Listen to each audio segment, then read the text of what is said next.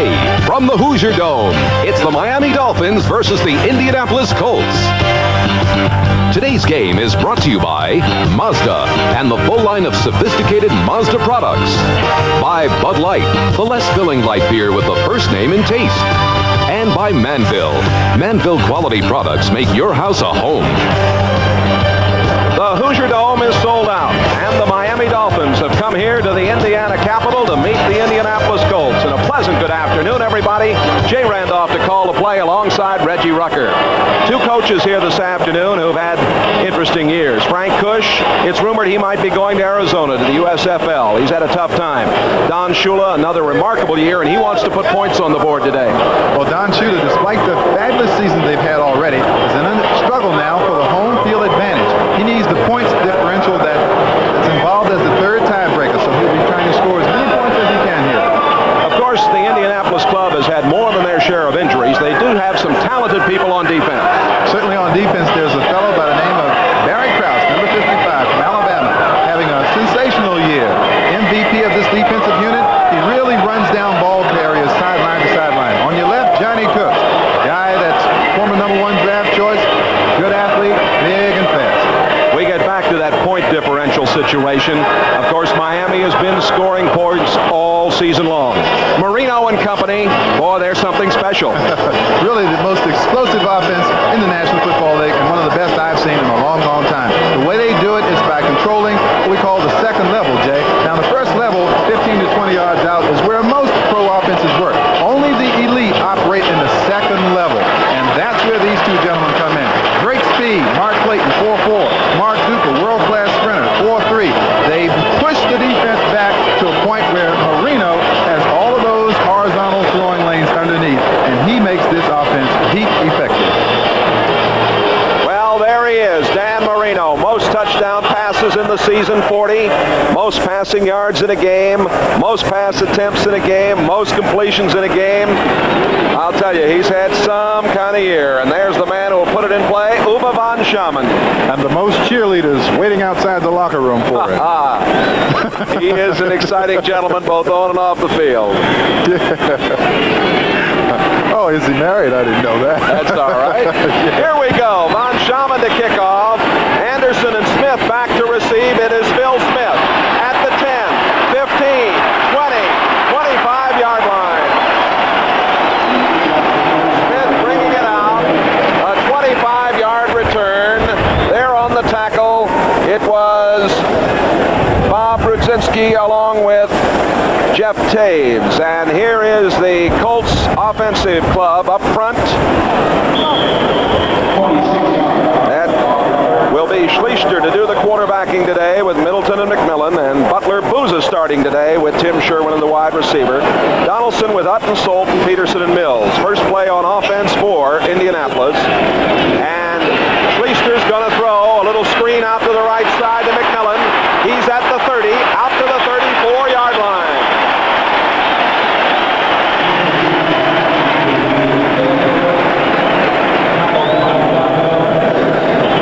Defense for the Miami Dolphins. Betters, Baumhauer, and Bocamper. It is Brudzinski, Brophy getting a starting shot today over Dewey, Brown, and Bowser. And in the secondary, quite a group here. 65 career interceptions among the starting defensive backs. 25 years playing experience at the end of this season. 2nd and 2. Banging up the middle goes Middleton over the 40, 45, first down.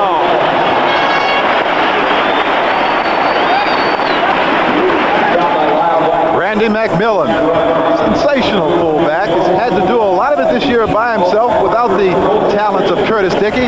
Blows through a big hole off the left side, and we talked about playing to stay, Jay, and you don't have to question the integrity of a player like Randy McMillan. It's the other players around him that they're looking at.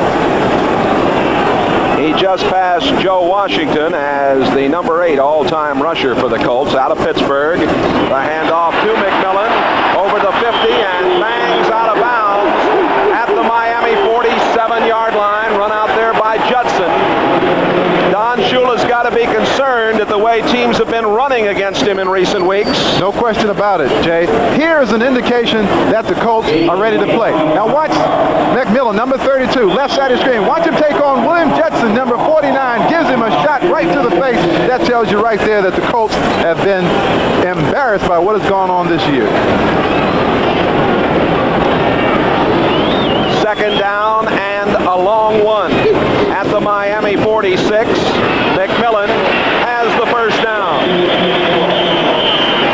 McMillan down to the 43-yard line. Mark Brown, number 51, the inside linebacker, made the stop. We're in the opening moments of play here in the Hoosier Dome. What a marvelous facility this is, Reggie. Certainly is, and one thing I've noticed readily about this facility is that most domes are very difficult to see inside. The ball gets on you as a pass receiver. The ball gets on you quickly. It is lighted very well here. You can see the pass coming. We were down on the field. No crown naturally on this field. It's flat and very good lighting. Schleicher over the middle. Oh, he had a man wide open. Ray Butler was wide open at the 35-yard line. Blackwood was behind him, but the pass was poorly thrown. Oh, one of the problems with the Miami defensive unit is that they're not getting to the passer with any frequency at all. Watch number 75, the All-Pro, Doug Betters. Ron Solt, the number 1 draft choice from Maryland, number 66, right in the middle of your screen, does a fantastic job of keeping Betters away from Schleicher. Second down and 10 for Indianapolis. The pitch comes to Middleton. He's at the 40. High steps his way for a first down. Oh, boy. They're fired up. Jay Brophy, number 53, on the tackle right there. But look again at Middleton as he romped over the left side. Okay, let's take nothing away from Frank Middleton, but outstanding blocking. Look at the seal on the Dolphins on the left side of the screen. They have everyone blocked, and Middleton does a fine job of getting around the corner. Now watch number 80, wide receivers. Who says wide receivers don't block? Right there. Butler does, huh? Yeah, he's holding a little bit too. Ray Butler, number 80. A pass that is intercepted by Brudzinski. Brudzinski came away with it, intended for the tight end Tim Sherwin. Well, the Colts were moving the ball well, but Schleicher throws his 6th interception of the season. When we come back, the Dolphins will have the ball. First down from their own 17-yard line. And Cleveland Green. First down. Up the middle. That is Woody Bennett. Woody, of course, who played at Miami and was the blocking back for O.J. Simpson. Gets a couple before Barry Krause, 55, makes the play. The gain out to the 18-yard line. It's Thompson, White, and Winter up front for the Colts. The linebacking core, Cooks and Maxwell, a couple of dandies with Krause and Cliff Odom. And the secondary, very, very suspect. That's right. Those linebackers are the key to this defensive unit. Marino going upstairs, over the middle, complete. And a first down, now a penalty marker thrown back at the 7-yard line. The pass out to the 30-yard line to Mark Clayton. Barry Krause on the tackle, and we may have roughing the quarterback here. Dick Jorgensen is our referee. His crew made up of Neil Garib and Bob McLaughlin and Dick McKenzie, Roy Clark. Personal foul, deliberate face mask, 56, defense. The call against Vernon Maxwell, and Maxwell comes out of the game. He is replaced by Greg Braceland. Maxwell, of course, played for Frank Cush at Arizona State, and he looks like he enjoyed it. He's smiling right there, but that's a very, very costly foul because deliberate face masking gives 15 yards, and it's a very dangerous penalty. The other penalty for face masking is 5 yards, and that's unintentional. You saw Don Shula there, along with John Sandusky, his offensive line coach, and the backup quarterback, Don Strock. It is a first down at the 45. Give to the single setback, Bennett. Fumble, picked up by Barry Krause. Krause coming back for the Colts. Krause at the 35-yard line goes down. Woody Bennett made the tackle after he had coughed up the football. He was running with it. It left him and went right into the hands of Barry Krause. And what an appropriate sign. Hey, 55.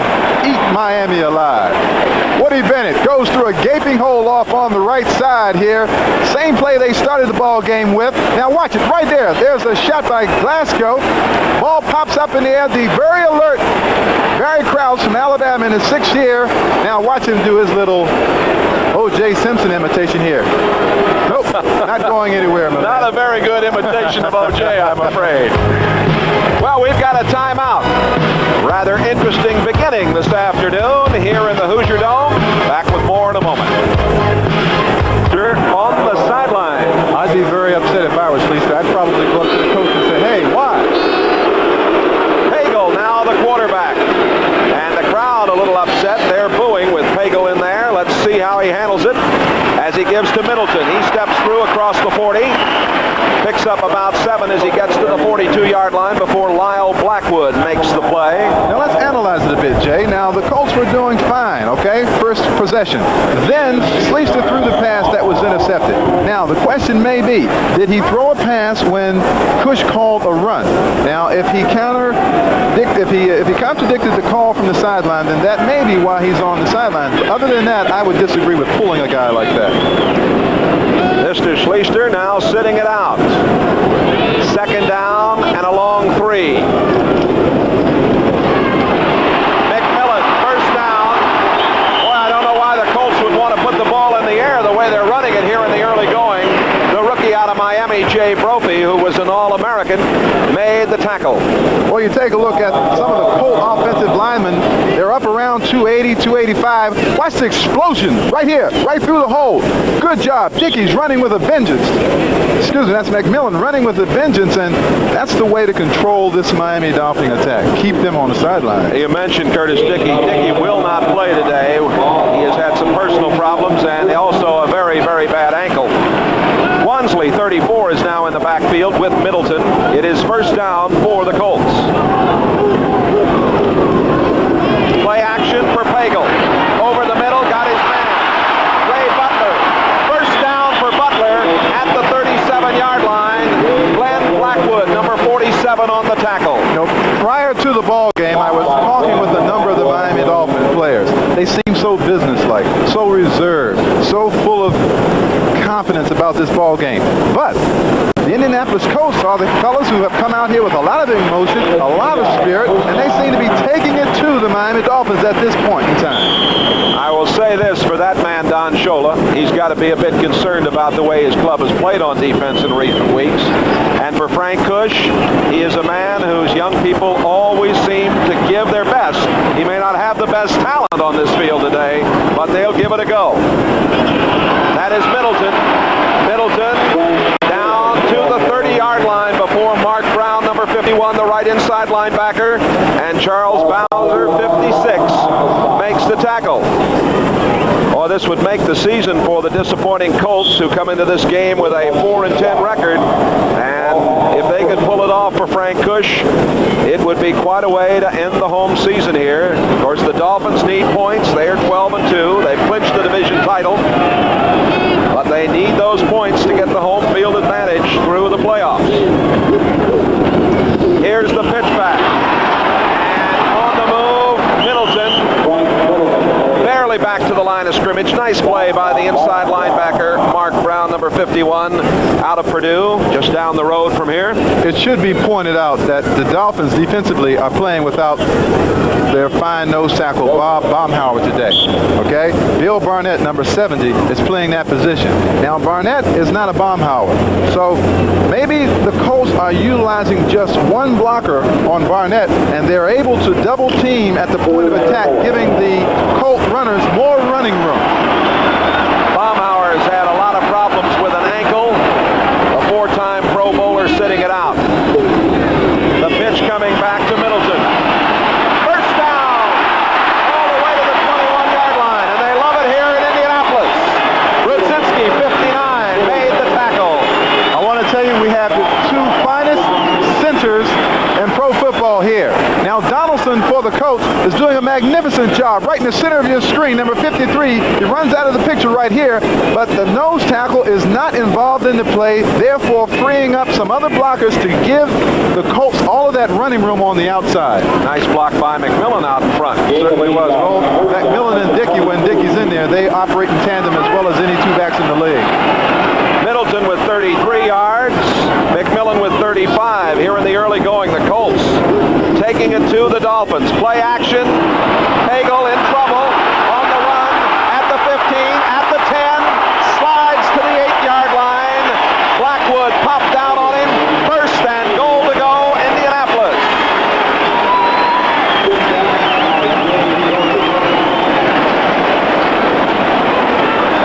Well, Pago has always been known to be able to run. He's looking down the left side for Butler. He can't get him. Pocket breaks down. Now he sees that entire field right before him. Now get down, come back and play another one. Barnett, watch the center of your screen. Donaldson blows him away. And you can't have that happen to you as a nose tackle. That's Porter going in motion. They pitch it back to Middleton. Middleton is at the 5. Judson came up hard from the right corner to make the tackle. Had some help from Lyle Blackwood, 42. A couple of scores. Cleveland leading Pittsburgh on a Matt Barr field goal of 29 yards, 3-0. New England 3-0 over Philadelphia in the early going. Tony Franklin from 24 yards out. Tampa Bay 3-0 over Atlanta as a 30-yard field goal was kicked by O'Reilly in that one. Here the Colts threaten. Second and goal to go from the 5. 6:10 to play, first quarter. Baltimore has controlled this football. Hagel throws. Touchdown! Ray Butler. He beat William Judson all alone.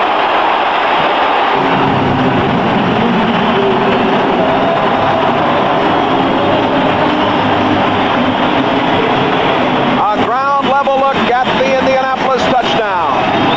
One of the more intimidating things, Jay, about playing in the National Football League is when you get this kind of crowd involved in this football game, it literally acts as a 12th man. Butler scores the touchdown, the crowd erupts. The Miami Dolphins are in a hornet's nest right now. The point after, Raul Alegre with Stark holding. It's up and it's good. We have 5 minutes and 59 seconds left to play first quarter. Here is another look at the Indianapolis touchdown. Hagel puts it on consignment to Ray Butler, and the Colts lead it 7-0 here in Indianapolis. The Hoosier Dome in Indianapolis, and the Colts have the lead.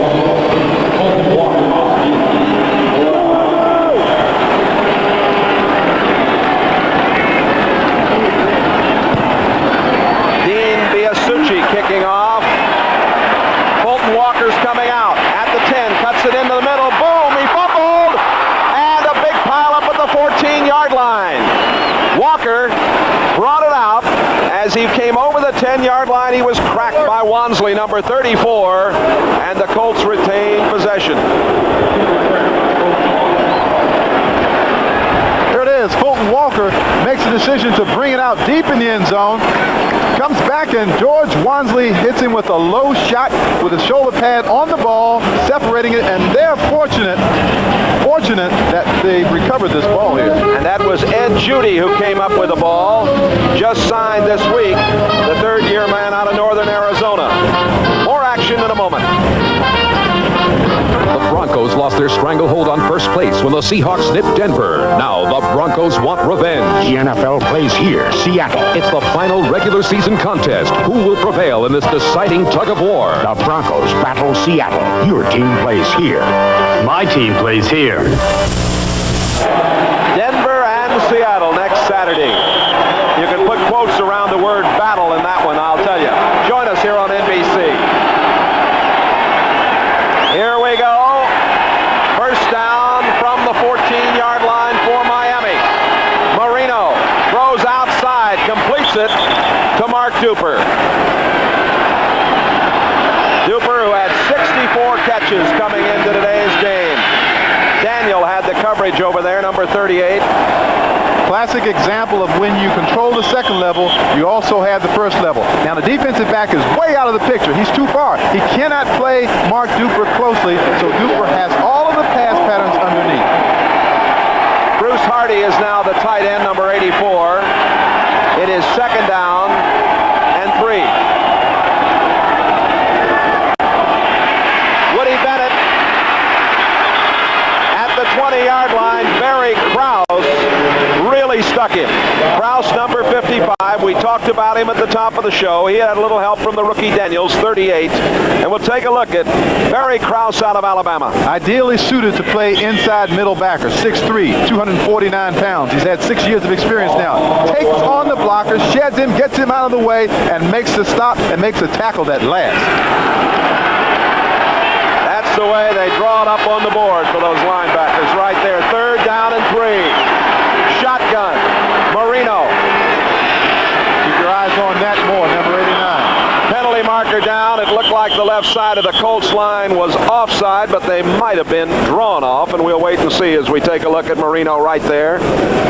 Marino coming into today had completed 64% of his passes. Encroachment, number 99, defense, first off. That's the cadence call now. Encroachment now is when the defensive player infringes the offensive zone before the ball is snapped. Infringing is not allowed in that situation, is it? You know, you spoke about Marino's completion percentage, but in 14 ball games this year, Marino has failed to complete 50% only on one occasion. And it was against the Colts in Miami. There you go. First down. Wide open. Mark Duper at midfield. He got behind Nesby Glasgow, who made the tackle, a 24-yard pickup on this play. This is called second level control. That means Marino, first of all, has the range in his arm to put that ball 30 and 35 yards downfield. Now, the Colts secondary is so afraid of the deep speed, they are way off of these receivers. You can't do that because eventually these two fellas, either Duper or Clayton, are going to take one 60 or 70 on you. You can take it to the bank. First down.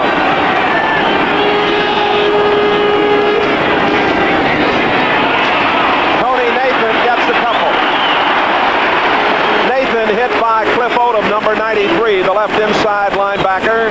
He's had a neck problem his third year here with the Colts, originally a Cleveland draft choice, and he was with the Raiders for a while. That's Carter now going out of the game. Sometimes, Jay, playing for pride is a lot more important than playing for money. And that's all the Colts have going for them right now. Second down and 8. 3:40 to play, first quarter. Colts leading 7-0.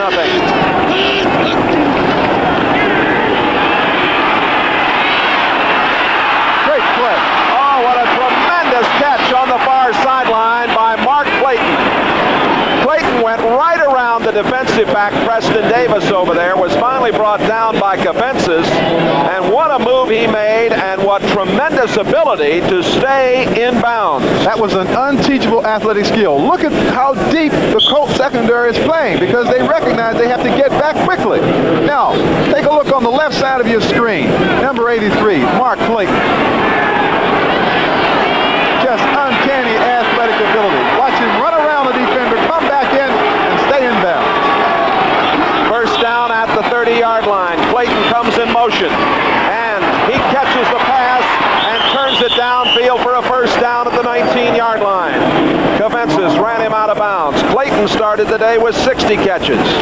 He played at Louisville. They got a new coach at Louisville. That's right, Howard. Here's number 13, Danny Marino. Watch the release. Quick release. It's important for the receiver to get the ball while he's running, so now he can turn up and gain some additional yardage. Howard Schnellenberger will be the new man at Louisville. He's signed on there. Be very interesting. They've made quite a commitment to that football program there. A little delay. This is Carter. And a fine play by Donnell Thompson, big number 99. tripped him up. Came up to make the play. If he doesn't, it would have been real trouble.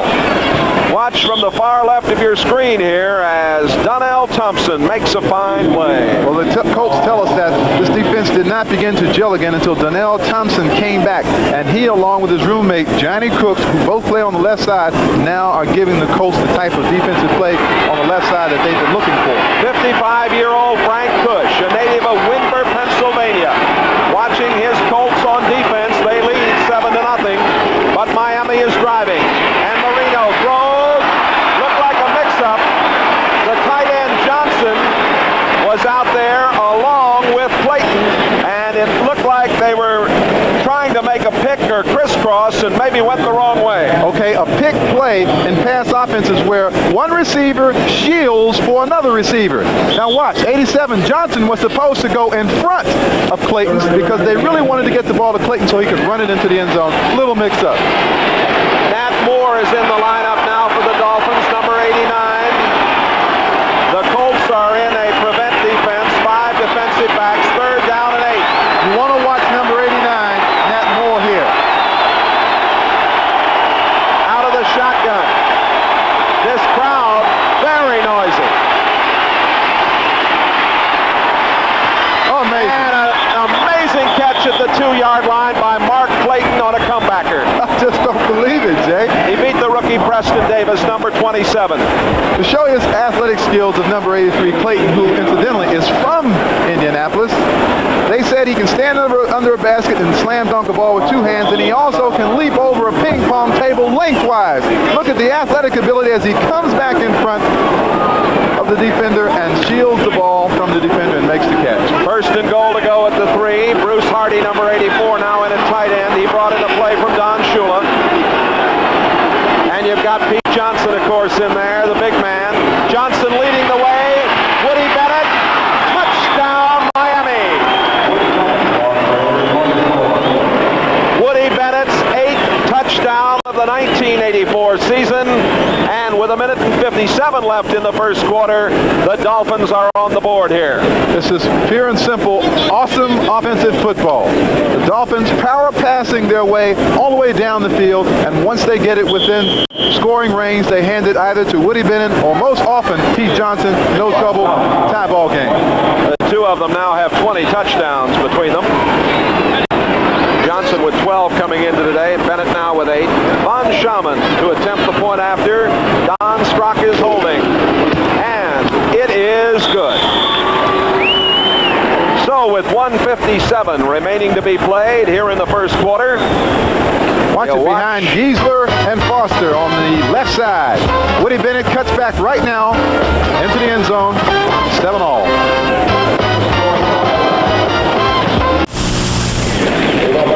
Jay Randolph along with Reggie Rucker here in the Hoosier Dome. Hope you're enjoying it. It's a dandy up to now. Certainly is. The Colts have given us a surprise already. Well, it's obvious that they're going to try to run the ball and control this football game today. The Dolphins, though, march downfield in fine fashion to tie it up here as we're in the final moments of this first period. Von Schaman, who played at the University of Oklahoma, puts it in play. Anderson comes up and takes it at the 6, at the 15, at the 20, 25, 30. Well, he almost broke it outside. Time now to get an update. Let's go to NFL 84. All right, Jay, we know Dolphin fans want to keep an eye on Seattle, and in Kansas City, the Chiefs have taken the early lead on the Seahawks. That was Herman Hurd scoring from the 2, so it is 7-0. Kansas City leads at first quarter. Thank you, Bill McAtee, and we'll be looking forward to hearing from you and Mr. Costas and Ahmad and Axe at halftime, and your reports throughout the afternoon, updating us on the action today. First down from the 34-yard line. That's Sherwin, the tight end, in motion.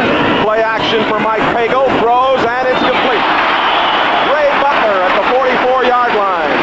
Slid down, made the catch in front of Glenn Backwood, number 47. Very close to a first down. Well, the Dolphins have always been known as a defensive unit that gives and gives, but doesn't allow a lot of points. Now, they're still doing this containing kind of a concept right now. As you can see, the defensive back is way off the receiver. He's allowing him to catch the ball, keeping everything in front of the defense. Now, that theory has not been as well executed as Don Shula would like. Our producer, David Neal, a graduate of USC, isolating on Ray Butler out of USC. We'll probably see a lot of him today. Randy McMillan out over the 45 to the 48, a first down before Jay Brophy, number 53, was there on the tackle. I mentioned David Neal, our director today, the very talented Mr. Bob Levy. It appears to me that the Colts game plan for today is to, of course, utilize Randy McMillan because he is the guy to go to, but utilize also that short passing attack. As you take a look at Art Sleester, who started this ball game and then was yanked after throwing an interception. They gave him the hook very quickly here today. Sure did. To the outside, complete. That's Matt Bouza. Matt, who was originally with San Francisco, the free agent. He was on injured reserve much of '83, made the play over there. He's getting a starting shot today for Indianapolis. The thing that the Colts are looking for next year is outside speed. Bouza, 6'3", 210 pounds. He's a big fella. He's a possession kind of receiver. He is not going to burn the defense deep. But right now, the Colts are, as they say, taking what the defense gives them. Tracy Porter replaces Bouza. Porter, number 87, at wide receiver. Second down and 4. McMillan, first down at the 39-yard line. Mark Brown, the right inside linebacker, on the tackle, number 51. McMillan started the day with a 2.7 rushing average. He's having a much better go today. I've been watching big number 76, Jim Mills, working on Doug Vetters. And he's doing a fabulous job of keeping that great defensive lineman out of the way because Vetters is usually the fellow that makes those tackles when those runners run away from him. The Indianapolis Colts ranked 28th on offense in the National Football League, yet they're running right at the Dolphins as we come to the end of the first quarter here in the Hoosier Dome. And we are all tied up in this 31st meeting between these clubs. Of course, that includes the great days of the Indianapolis team when they were in Baltimore. Back with more in a moment. Played on you a few moments ago. McMillan has 601 yards and a 4.1 rushing average. Not the 2.7 that I credited him with. Of course, McMillan was the first-round selection of the Colts in the 1981 draft and attended the University of Pittsburgh, All-America. Great size and speed, blocks well, catches the football well, outstanding talent. First down for Baltimore, or Indianapolis, excuse me. I knew I'd do that at least once this afternoon. Here is Middleton. Middleton getting it down to the 37-yard line. Bob Brudzinski, number 59, made the tackle. Mark Brown also there, number 51. Fine run by Middleton, good vision, but the play was made possible by the gentleman we were just talking about, number 32, Randy McMillan. Good block. Frank Cush, a defensive guard at Michigan State, an All-American at 175 pounds. He wouldn't even carry the footballs today at that weight. That's right. Indianapolis at the 36. Hagel over the middle. Got his man. That's Butler. Butler has a first down at the 27-yard line. Don McNeil, number 28, on the tackle. And the Colts offense continuing to click in fine fashion. Very simple game plan. Let's watch Butler, number 80. Just waiting for things to clear, then breaks underneath everything, takes a short pass. Now they're relying on him to run, but that's the point. The Colts don't have the big speed. Had that been Duper or Clayton, he would have taken that for 30, 40 more yards.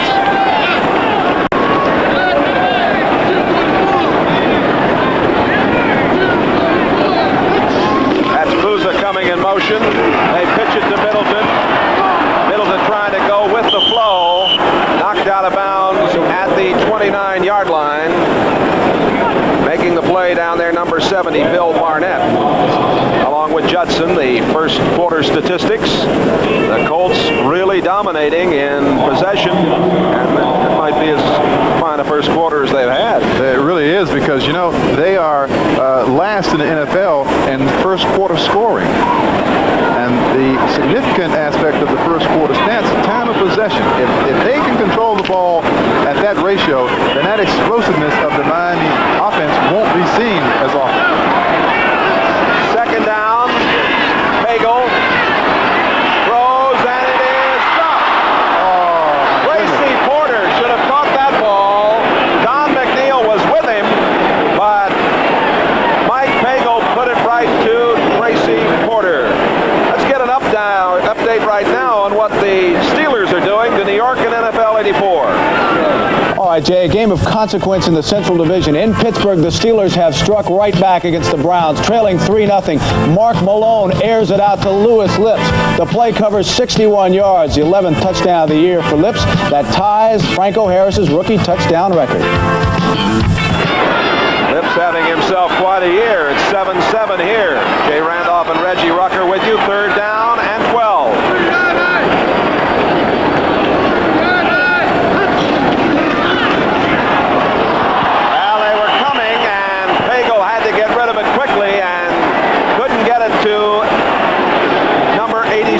Tracy Porter. This telecast presented by authority of the National Football League. It's intended for the private use of our audience, and any rebroadcast or other use of this telecast without the express written consent of the Indianapolis Colts and the NFL is prohibited. Well, before we went to New York, Pagel threw as fine a pass as you could throw to Tracy Porter. That type of inconsistency in the wide receiver position is what's been plaguing this offensive unit all day long, and really Pagel did a fine job. The receivers didn't come up with the big play. There is Raul Alegre getting set for a 47-yarder, penalty marker down. The kick was wide, and we'll wait till referee Dick George unravels it. Well, the call will go against Ron Solt, the rookie right guard. It stopped the play. The kick was wide, but it's going to cost them 5. And it gives another opportunity for Alegre, the second-year man from the University of Texas. He was at Dallas, of course, on the start of his career in the NFL. And from the 50-plus range, he is 2 out of 4 this year. Kicking here indoors under ideal conditions. Ron Stark will hold for him, and this will be a 52-yard attempt. He's 4 of 5 from this distance. Plenty long enough. All right. You think he isn't jubilant about that? Raul Alegre puts the Indianapolis Colts back on top. We've got him isolated. Is he a happy young fellow? Watch this. He had plenty on it, Reg. They may be 4 and 10, but they recognize the significance of a win here, and look at the brilliant Raul Alegre. All right. Back with more in a moment. Engineered like no other car in the world. By Stroh's and Stroh Light, fire brewed for smoother taste. And by Atra from Gillette, the essence of shaving.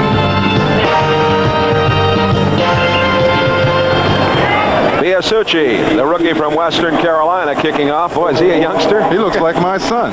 He looks like your son. He's young, let's say that, huh? Here he comes. Fulton Walker going to come out. Walker is at the 25, spins away at the 30, 35. Well, when he tried to come out before, he got himself in trouble, but a 38-yard return. George Wansley, who hit him earlier and made him fumble, finally made the tackle here. Nice return. Oh, Fulton Walker, everyone will remember that kickoff return in the Super Bowl a couple of years ago, and he certainly hasn't lost any of his magic as he breaks a number of tackles, and sometimes that's what you have to do as a kick runner. You have to make some people miss, and then when you do that, you have plenty of room to run to. Most exciting play in football, I think. Walker averaged 26 yards per return last year, tops in the NFL, averaging 20.8 per kickoff First and 10, Miami. Colts lead at 10-7. We're in the second quarter. Marino throwing, incomplete. Trying to lead Tony Nathan down the far sideline. The pass was a little too long. Nathan was isolated out there with the linebacker, Barry Krause. One thing that Nathan did that he shouldn't do, though, Jay, was he was looking back at the coverage, then at Marino. When you take your eyes off of your concentration, what happens is you slow down running. And they tell you as a receiver, and Nathan wouldn't know that, but run through the football. He didn't do that. Marino is 6 out of 8 for 85 yards.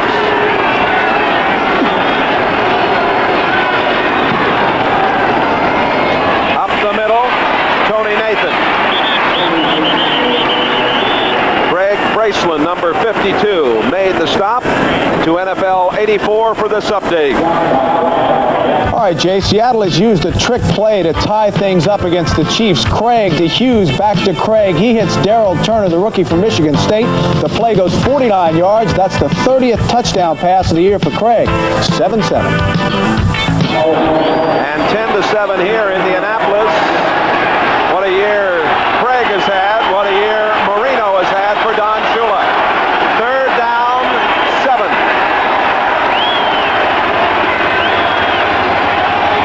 Out of the shotgun. Marino. There he is. More at the 33-yard line. What a fine catch by the veteran Nat Moore out of Florida. His 36th catch of the season. Vaughn Williams, number 40, had the tackle. I talked to Nat Moore before the ball game, and Nat said, hey, with these two guys, they make the defensive coverage play, both of those guys. Now, there are two guys on the left side that are playing Clayton, two guys on the right side that are playing Duper. One-on-one for Nat Moore in the middle. And Nat Moore is so gifted with his feet and his quick moves that you can't cover him one-on-one. First down for the Dolphins. 11 and a half to play in the first half. Marino. And the toss was a little high, intending for Duper. Down at the 17-yard line.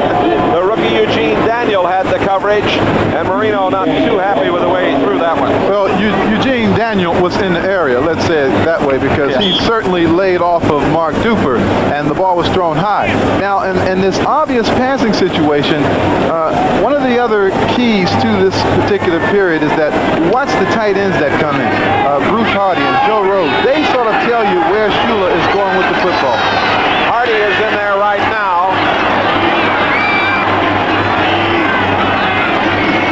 Marino on second down. Beats the blitz. Got it out to Tony Nathan. Nathan fumbles.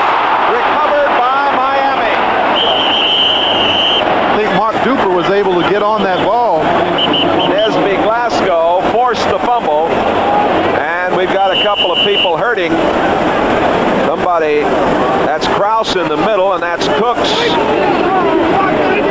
Krause says he's got the football, but I don't think the officials are going to buy it. Watch Tony Nathan out here on the left side. Marino looking downfield, but all he's doing right now is setting up the short pass for Nathan. He wants Nathan to take it, make a move right here. See, now he does it, but in doing so, he loses his balance, can't control the football. Now watch Mark Duper, 85, get in there and land of the Giants and get down under that ball. They've got an injury, getting up. Can't afford to lose Cooks. The Bulldogs of Georgia are going to meet Florida State Seminoles in the Florida Citrus Bowl right here. Coaches, and there's that score. Pittsburgh leading Cleveland 10-3. Cooks probably will be able to come back and play. Something to the knee. New England leading Philadelphia 10-7 in the first quarter. Here it is the Colts 10, the Dolphins 7. Third down and 12 for Miami. Marino out of the shotgun, and this crowd really roaring here. Now he's under center.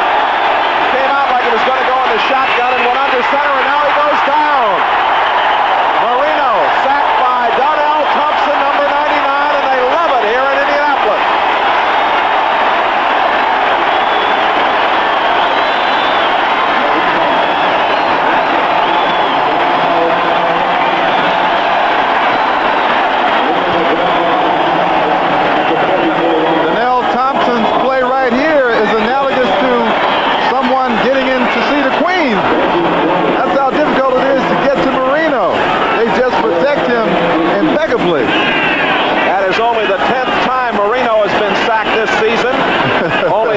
12th time that the Dolphins have allowed a sack. Reggie Roby to do the punting, angling to the far sideline. A high boomer that hits deadly at the 5 and is down right there. Getting downfield for the Dolphins, number 88. Bernard Henry to down it. So we have got 10:23 remaining in the first half. 4 years old from Painesville, Ohio. That last play for the Dolphins was made by number 88, Vince Heflin, downfield to down that punt, a 38-yard punt by Roby from the 5-yard line. The Colts who lead it, and they call on Middleton. Middleton for a loss back at the 2. Big play by Brudzinski, number 59, the linebacker on the left side. Now that's a mistake in running judgment by Middleton. He should have followed McMillan's block right there at the point of attack. Now watch Middleton. Middleton's dancing with his feet. Watch McMillan right now make the block, and you'll see all of the footwork there by Middleton. He should hit the hole right now, explode through it, get as much positive yardage as he can, because this is no place to dance. Charlie Bowser making the play from behind there with Brudzinski out in front. Second down. Pagel in the end zone. Throws. Middleton. Penalty marker down. Middleton gets out to the 12-yard line before he's tackled by Don McNeil, but there is a marker down. Well, there were a lot of people running into each other in the secondary there. Holding is the indication against Miami. Well, there were several of the Miami defensive backs who wanted to impede the progress of the receiver, and they don't like for you to do that in the National Football League. 9 minutes and 25 seconds remaining to be played in the first half. The first penalty on Miami. Number 53, defense, first down. The call against Brophy, number 53, the rookie. The Miami Dolphins, the least penalized team in the NFL. One of the reasons why Shula and his staff is so very good is that they have some continuity and some tenure there. Tom Keene has been there 19 years. Bob Madison about 11. Mike Scarry 15. Carl Tassett 15 years.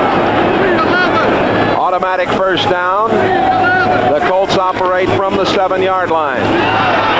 Middleton to about the 10. Piled up by Mark Brown, 51, and Brophy, 53, the inside linebackers. Barnett, 70, also there. We were talking about those coaches, how they've been there. You take the Indianapolis Colts organization, I think they've had something like 7 coaches in 10 years. That doesn't breed any continuity, any consistency of play or coaching style. And they might have a new head man for 1985. Who knows? Saw Sandusky's name there. He now coaches. Here's Middleton. Middleton short of the first down at the 16-yard line. Brudzinski, number 59 on the tackle. Sandusky's done just an excellent job with that Dolphin offensive line. A look at Brudzinski, who played at Ohio State, came from the Rams in 81. See how he uses his hands very well. Number 59 on the right side. Uses his hands, backs away, covers his ground. Now reacts to the ball carrier. Now you can't play it any better than Brudzinski just played that. Interesting call coming here. Third and a long one at the 16. 8 minutes to play in the first half.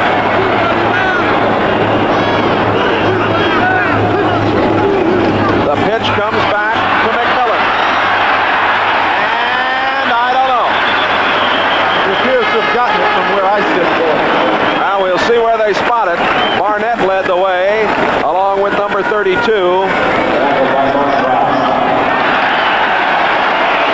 First down.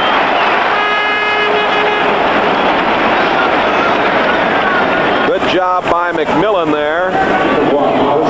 When they do that to you, Jay, they tell the defense where they think the weaknesses are. It's 3rd and 1. Crucial situation for the Colts. Now they say, hey, let's go left side with the sweep because for some reason or another, they feel that the Dolphins are weak around that end.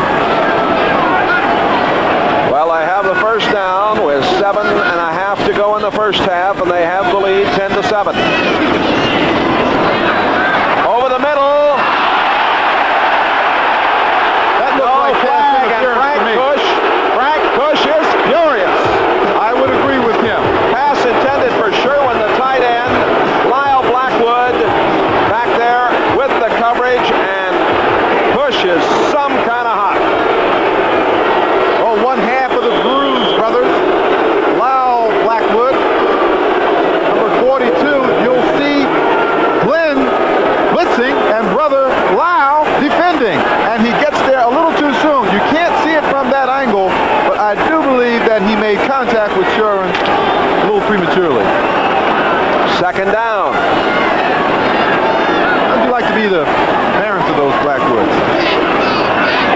A long one, intending for Porter. Incomplete. Tracy Porter out of LSU was in a foot race with McNeil.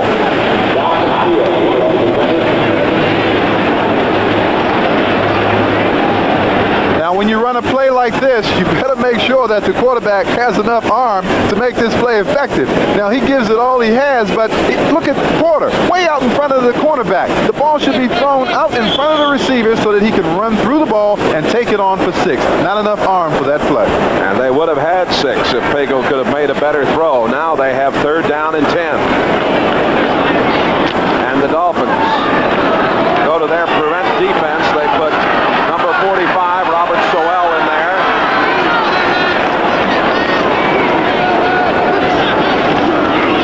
Pagel under pressure throws, and it's complete. First down. Matt Bouza made a sensational catch with Sowell hanging right on him.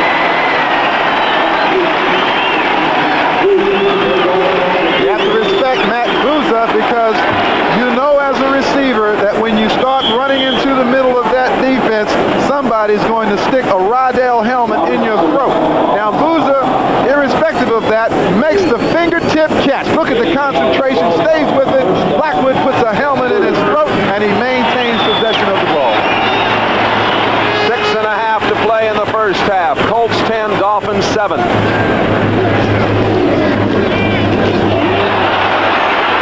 Here they go again on the flea flicker. Oh, Butler couldn't quite hold on. McNeil again, they're working on him over there. My guess is that had the Indianapolis Colts been playing this kind of football all year, these fans could ask for nothing more. There's the low. He's trying to make him think it's a run. Now, the ball is thrown in a very good spot over the outside shoulder fingertip. Pro football receivers must make that catch. And I say that because I've made some of those, Jay. A few, yes. Second down and 10.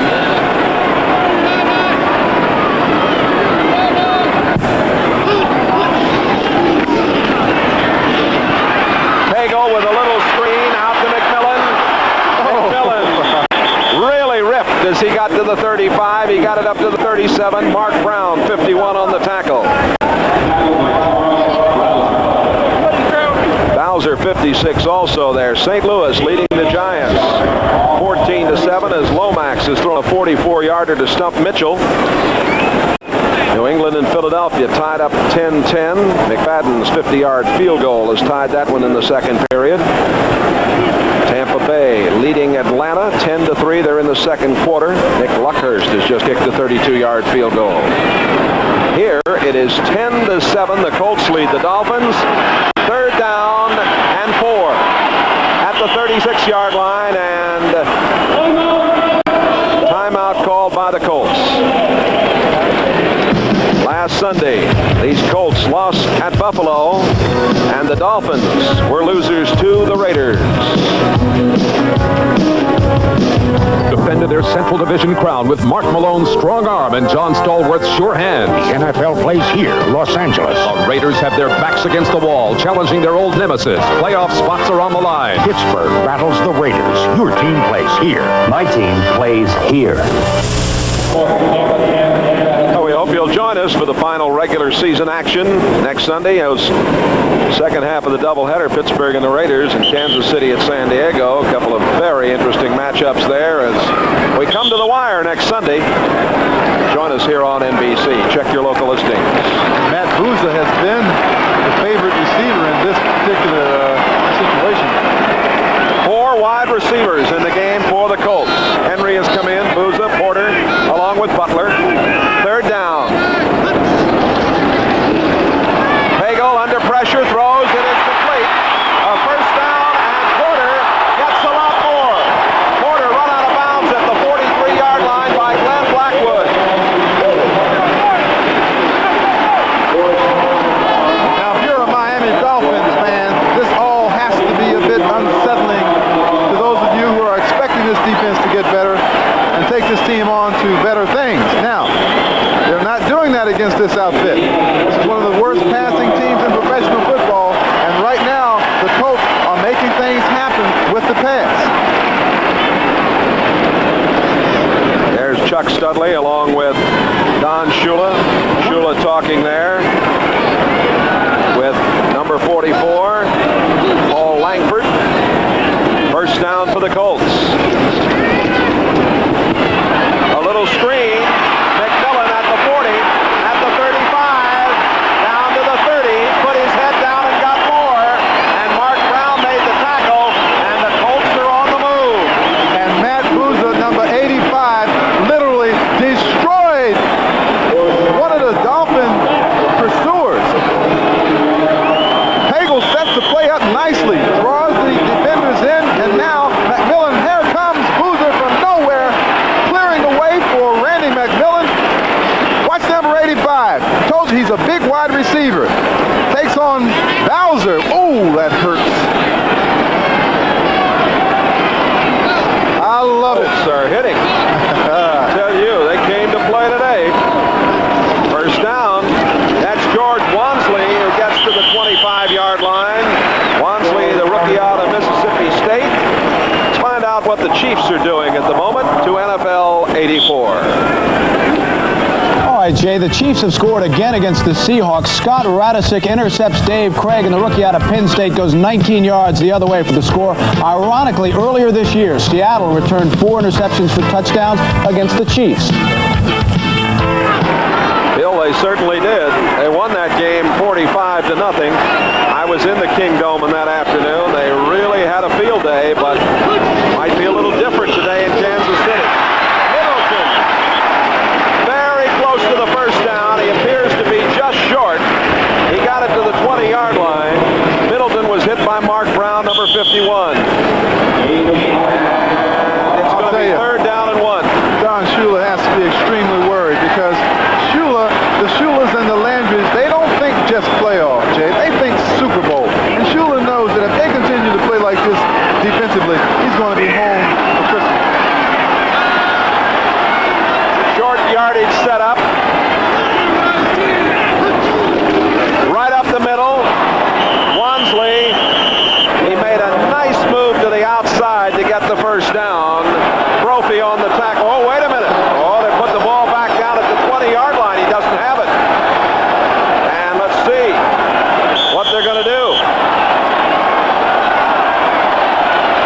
I wouldn't think they have any reason to go for it. I mean, they might as well. That's right. They don't have anything to lose.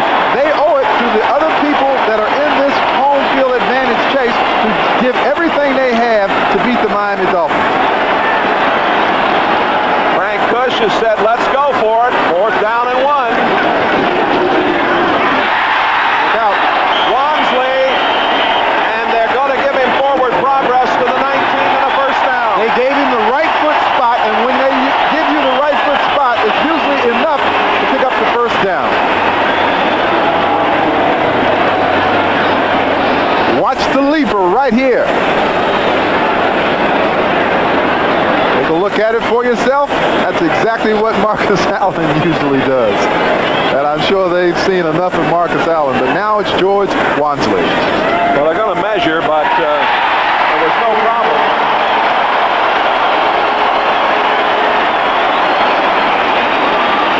That's only 13 out of 22. down successful situations, or fourth down situations for the Colts this year. It's not a record to be envious of, because usually when you go for fourth down, it's probably in the 90% area. How about this? The Colts now with 17 first downs, Miami with 8. Woof. Pagel throws outside, incomplete. Don McNeil had the coverage against the tight end Tim Sherwin, number 83. There's McNeil out of Alabama.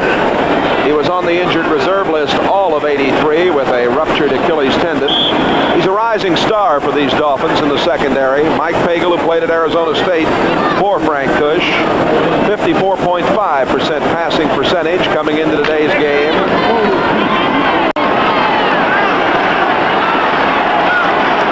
Second down and 10 from the 19.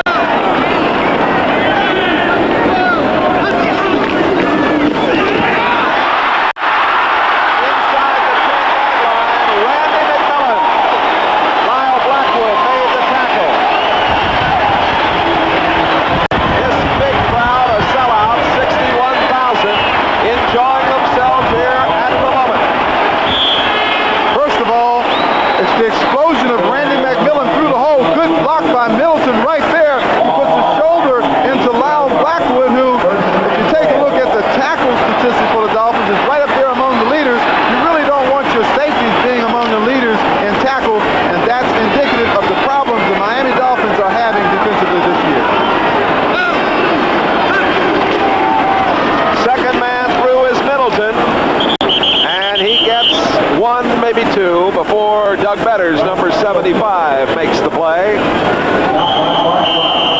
We're going to get the 2-minute warning to both benches. That means we'll take time out here in the Hoosier Dome. The Colts 10, the Miami Dolphins 7. The AFL remembered a look back at the final war between the American Football League. Do you remember the old AFL? I guess most of us do. And of course, the NFL, the final battle between the leagues. Brought them together eventually. You saw Schleister there. He was in for the first offensive set for the Colts. Pagel has been there ever since. On second down, the pitch to McMillan. Touchdown, Indianapolis!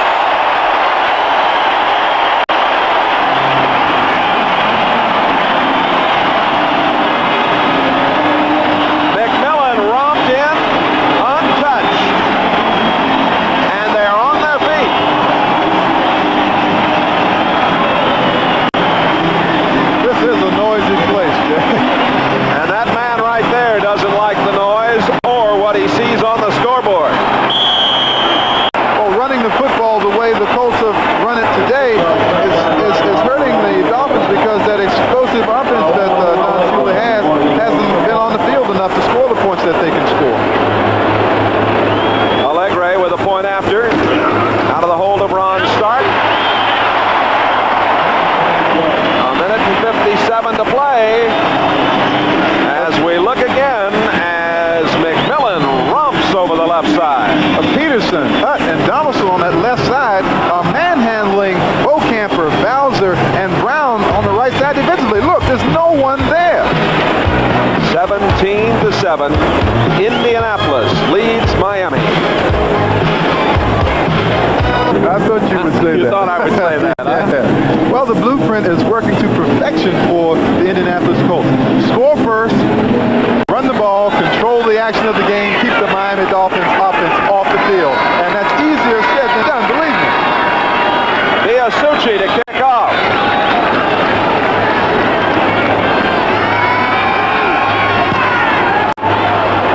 Another boomer from the toe of Biasucci, and it's down by Fulton Walker, and the Miami Dolphins will take it at their own 20-yard line. Young Mr. Biasucci out of Western Carolina can put the foot into it. No wonder they've kept him around.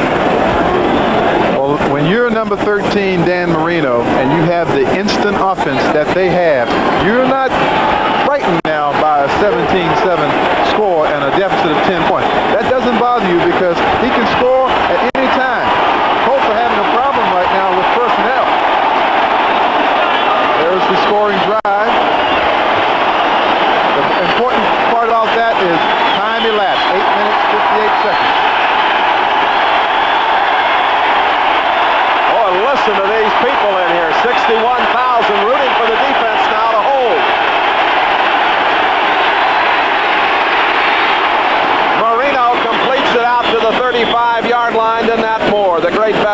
University of Florida.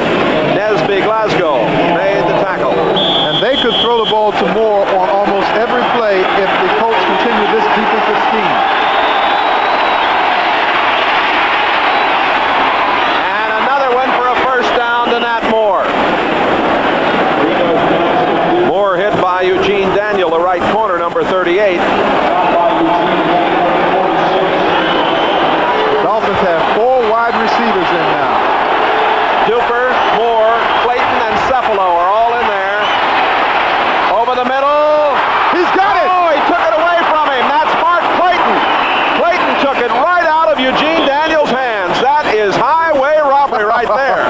This little fellow, number 83, Mark Clayton from Indianapolis, Indiana, University of Louisville, is absolutely one of the most scintillating wide receivers and performers in the National Football League this year. Let's take a look at it because this is really worth seeing again. Ball presumably intercepted but taken away by Clayton. Now hold on for dear life because if he gets away, you can't catch him. Timeout with 1:03 left in the first half. Colts 17, Dolphins 7. Here in the first half. The Dolphins giving up 17 points here in this first half.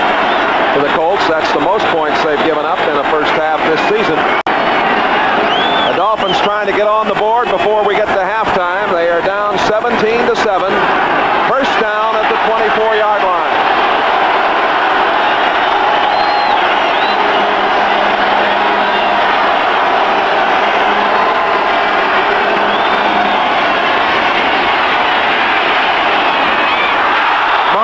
Throwing for Jensen in double coverage.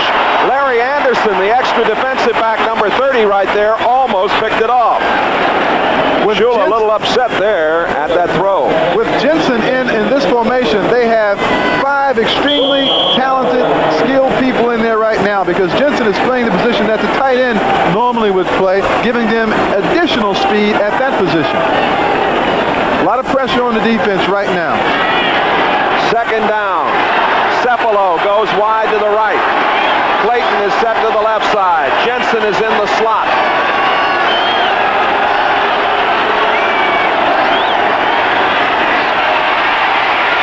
Marino throwing and incomplete. Intending for Jensen at the goal line. Jensen went up. Vaughn Williams was back there. Had the coverage for the Colts. A pass a little high. Picture-perfect pass protection. Now, they're playing a zone defense. They're covering areas rather than men because Marino has so much time to throw, and he gets that ball a little high, almost intercepted. Don Shula, best winning percentage among the active coaches in the National Football League. Third down now facing the Dolphins. Cephalo again to the right side, and again they've got Jensen set in the slot left.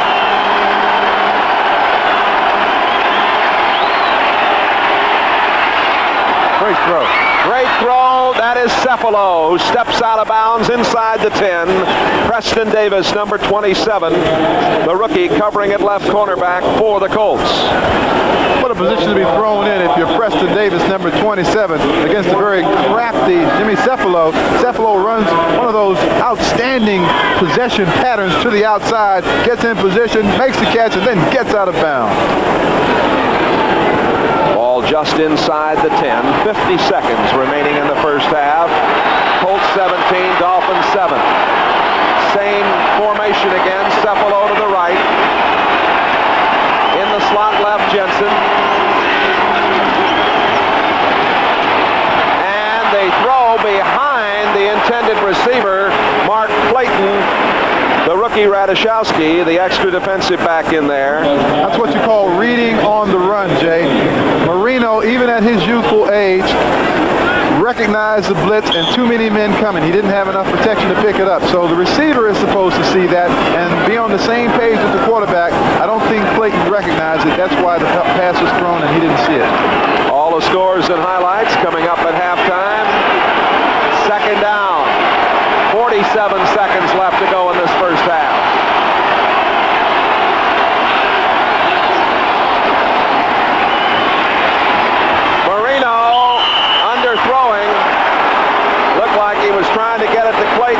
Daniel on the coverage, and Marino a little frustrated at the moment. Well, he is, and Clayton, number 83 on the left of your screen, runs a good pattern. He's expecting the ball to be thrown outside. The ball gets there, one hop action.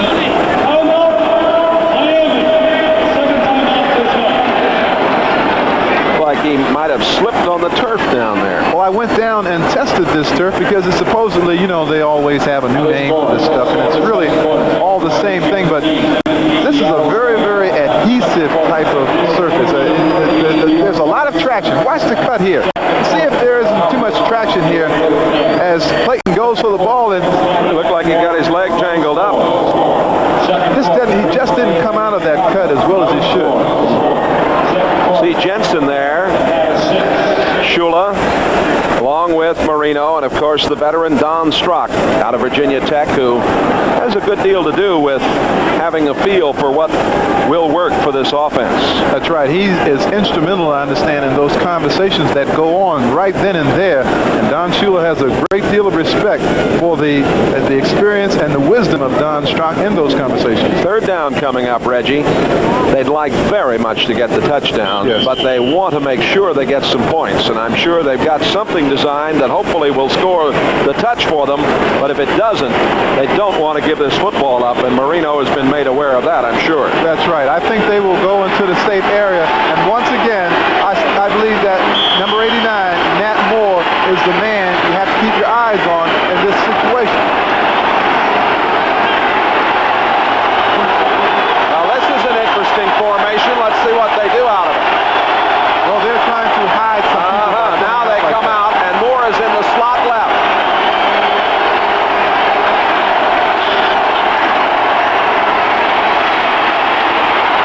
Intercepted. Coming back with it. It is Daniel. And that is the one thing that Miami did not want to happen. Pass intended for Clayton, and Daniel gets his 6th interception of this season. Well, you called it, Jay. The one thing that Shula did not want here is to come away without any points. You can see the disgust. I'm sure he wants to make sure that everything stays calm right now because they're still in this ball game. I think that Marino should go to Nat Moore, who's in the middle all alone, but he tries to force the ball into Clayton, who is double covered. Watch it from this angle, number 83. Now Moore gets around the defender inside, but Eugene Daniel knows people read very well, picks the ball off, double coverage. He shouldn't have thrown that ball there. And I mentioned that's the 6th interception of the year for the rookie out of LSU. The Colts have the lead 17-7 and have the football with 34 seconds remaining. And they're going to just hold on and go into the locker room with the 10-point advantage. Some of the folks here thought maybe they ought to try to go for a couple of bombs, but a very interesting first half. Frank Kush and his Colts leading the Miami Dolphins before this sellout crowd here in the Hoosier Dome. A very interesting style of play by Frank Kush and the Colts. They played with reckless abandon. They played as if there was nothing to lose, and there really isn't. The Colts 17, the Dolphins 7. NFL 84 coming up at halftime, and we'll be back with all of the halftime activities right after this. The Colts leading 17-7. Look at the time of possession, Reggie. And Miami scores 32 points per game, but if they're not on the field, they can't score at all. This big crowd settling back into their seats. Dean Biasucci, the rookie, will put it in play. Fulton Walker is deep, and the Colts lead it 17-7. Fulton Walker's had a lot of success returning these. Look out for a big one. Well, this fella booms another one in the end zone, and Walker's not coming out. Oh, it'll come to the 20-yard line. And Marino Marino trots back onto the artificial surface here in the Hoosier Dome, and he will try to get his club going. He moved him quickly downfield and then was stalled and threw the interception in the final seconds of the first half. 12 out of 20, 179 yards. Reggie, I would think it's important for Miami to come out here and put some points on the board right off the bat. Yes, and throw first, because the last thing he had was an interception. He wants to get his confidence back right now. That's the tight end Hardy in motion, and the throw out into the right flat to Clayton, and Clayton didn't go anywhere. Barry Krause did an excellent job of reading that play and staying at home along with Johnny Cooks. I felt that Marino would throw the ball on his first possession, because when you've thrown an interception like that, you sort of have it has a deflating effect upon your confidence, and you want to get it back hurriedly, so you throw a ball right off the bat. Don Shula and John Sandusky there.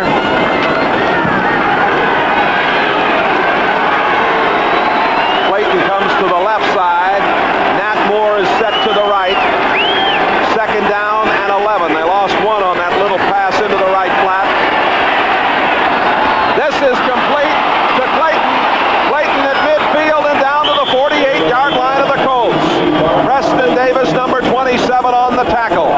Now see, when Miami plays in that first level we talked about, they get bogged down. Now, when they play in the second level, 25 yards and deeper, that's where they have a lot of success. See, that's about 25 yards down the field, where defenses are really spaced out because they fear Duper and Clayton.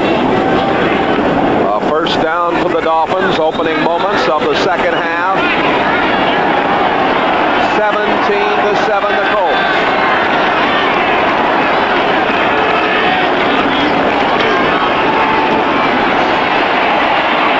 Over the middle, that's the tight end Johnson at the 10, down to the 6-yard line. The tight end, Dan Johnson, wide open. Mark Gavensis made the tackle. If you ever wanted to see a more vivid explanation of what Duper and Clayton do to a defense, this is it. Dan Johnson is literally running free, because there are 3 men going down the right side with Clayton, 2 men on the left side with Duper. There's no one to cover Johnson, and that's what you get. At the 6-yard line, first and goal to go. Hardy has come out of there.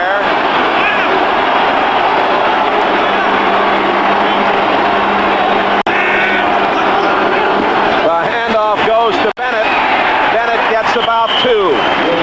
Bennett across the 4-yard line. Brought down on the play by Johnny Cooks, number 98. It is going to be second down and goal to go at the 4, and Hardy comes back in as Johnson goes out. He's rotating the tight ends, I think, sending the plays in basically with them. Going wide to the right is Cephalo, number 81. Coming to the left, Nat Moore, number 89.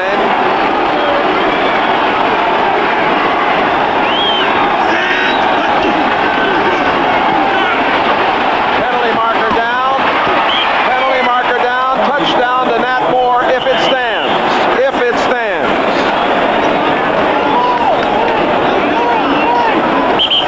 Well, the Dolphins are walking back dejectedly. Procedure call against Miami. Nat Moore thought he had just caught his 6th touchdown pass of the season.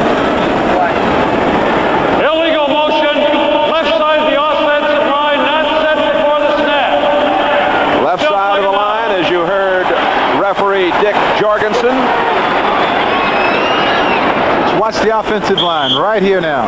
See there? Let's see if someone moves in there. I don't think that left side tight end is stationary long enough. Second down.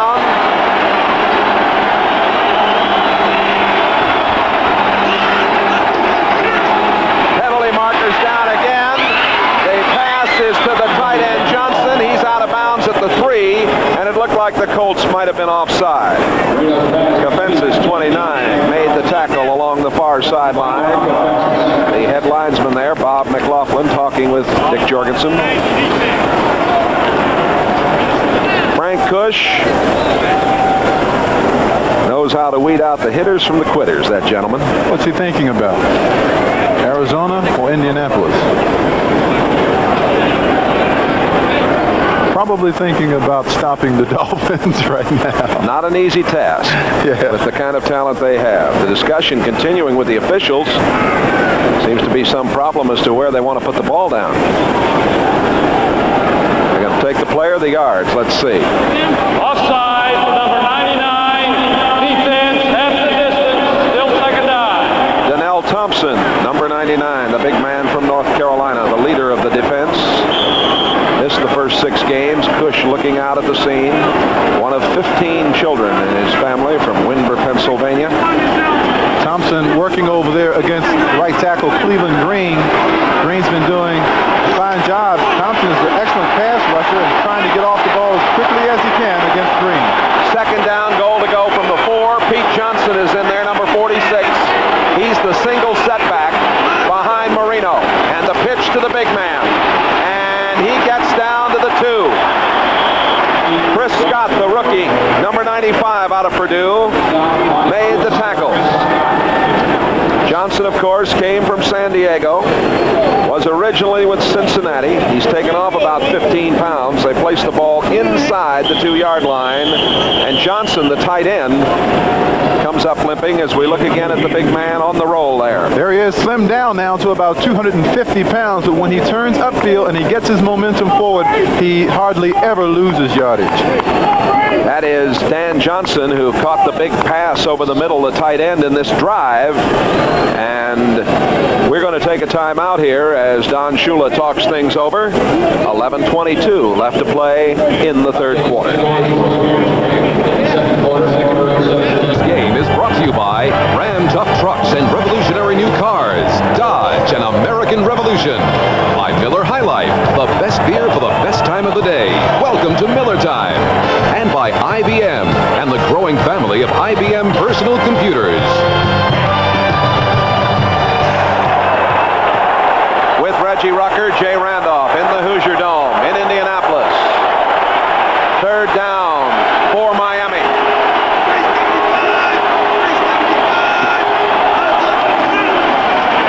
Nice play. Nice play, touchdown, Nat Moore. Moore, who caught one a few moments ago and thought he had number 6, has it now. Preston Davis had the coverage.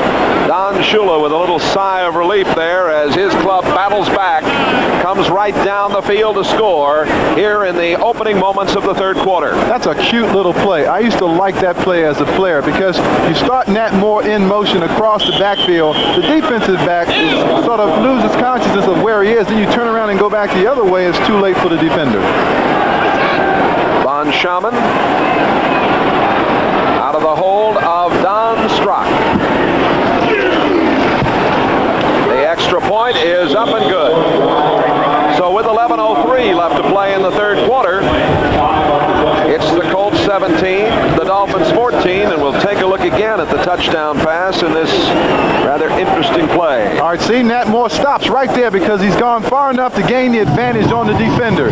Now Marino just comes out, flicks it to him. Nat Moore catches, holds on long enough, touchdown. Once again, you'll see the defender. No, he's too late. Goes back the other way, and you see the advantage he has right there. Very nice coverage by Bob Levy and his talented crew. Hope you're enjoying the sights and sounds of this one. Von Schaman will kick off. Anderson and Smith are deep to receive. Smith on the right.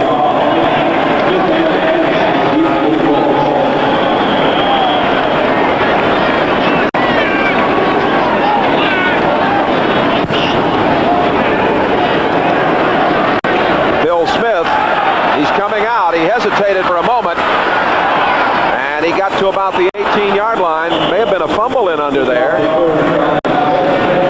One of the Colts came up with it. The ball did squirt out. 24-yard return.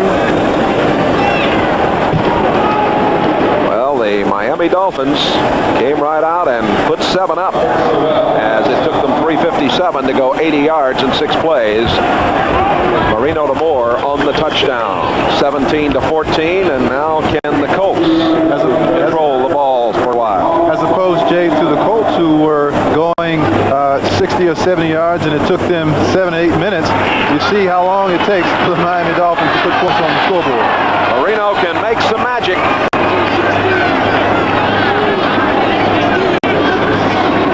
Hagel's going to throw on first down, and it is complete at the 30-yard line.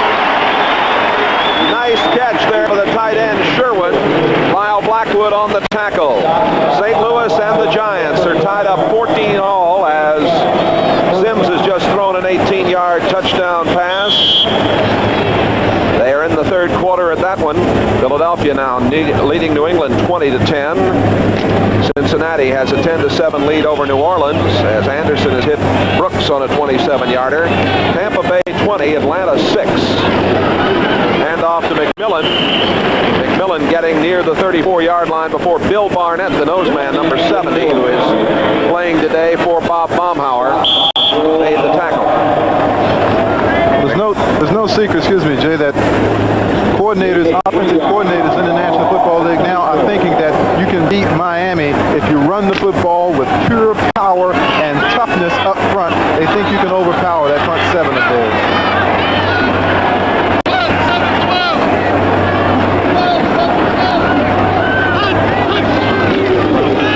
Second down, Middleton is stalled. Might have got a yard. Brudzinski 59, Betters 75. Making a play. We've got a look at Betters as he'll come from the left of your screen here. He played at Nevada Reno, number 6 draft choice, 7-year man. Big, tall, rangy fellow, 6 feet 7 inches. Plays off the blocker very well and stops the runner right there. Third down and 4 coming up for the Colts. They operate at their own 37-yard line. Hagel using play action, throwing, and too tall. He had a man, the tight end Sherwin, but he couldn't get it to him. Oh, the Colts are going to have to punt the football. Tim Sherwin, 6 feet 6 inches tall, could not utilize that height to get to this ball as Pagel just doesn't wait long enough, isn't patient enough to just allow him to do his thing and put the ball in there. There's Pagel, number 18. Who will it be in this franchise? Hagel or Sleesville?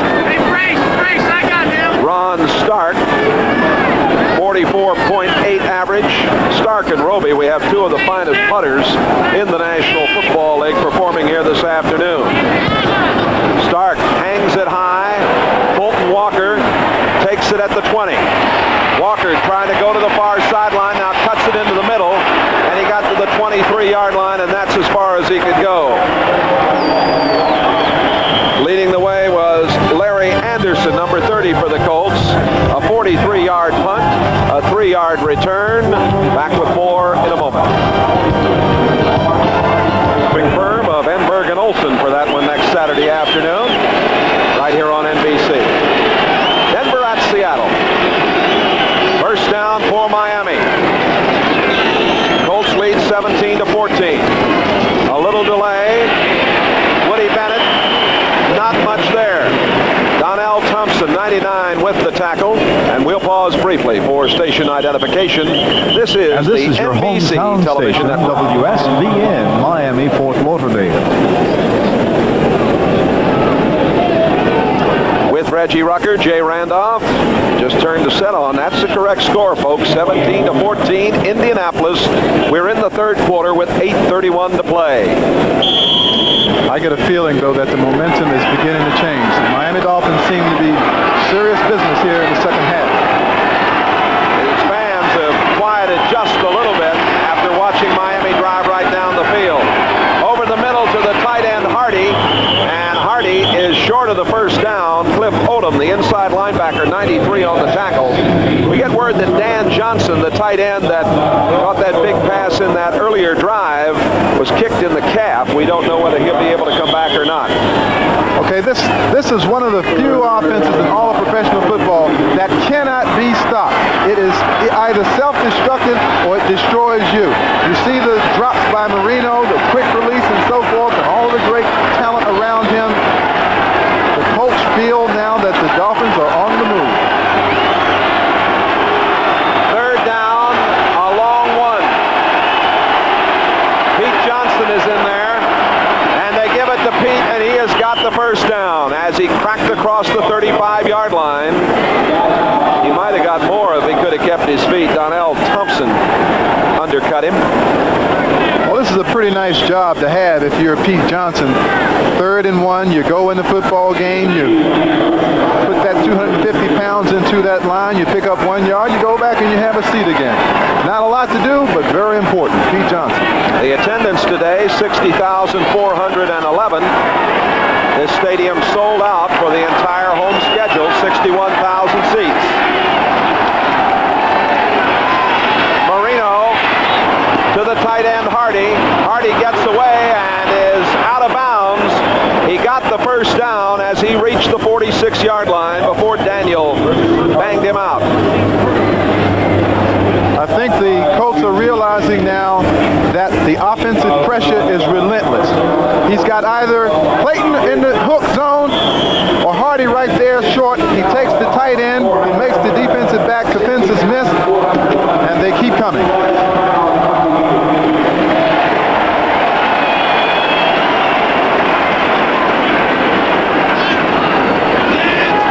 Colts with 20 first downs, the Dolphins now 17.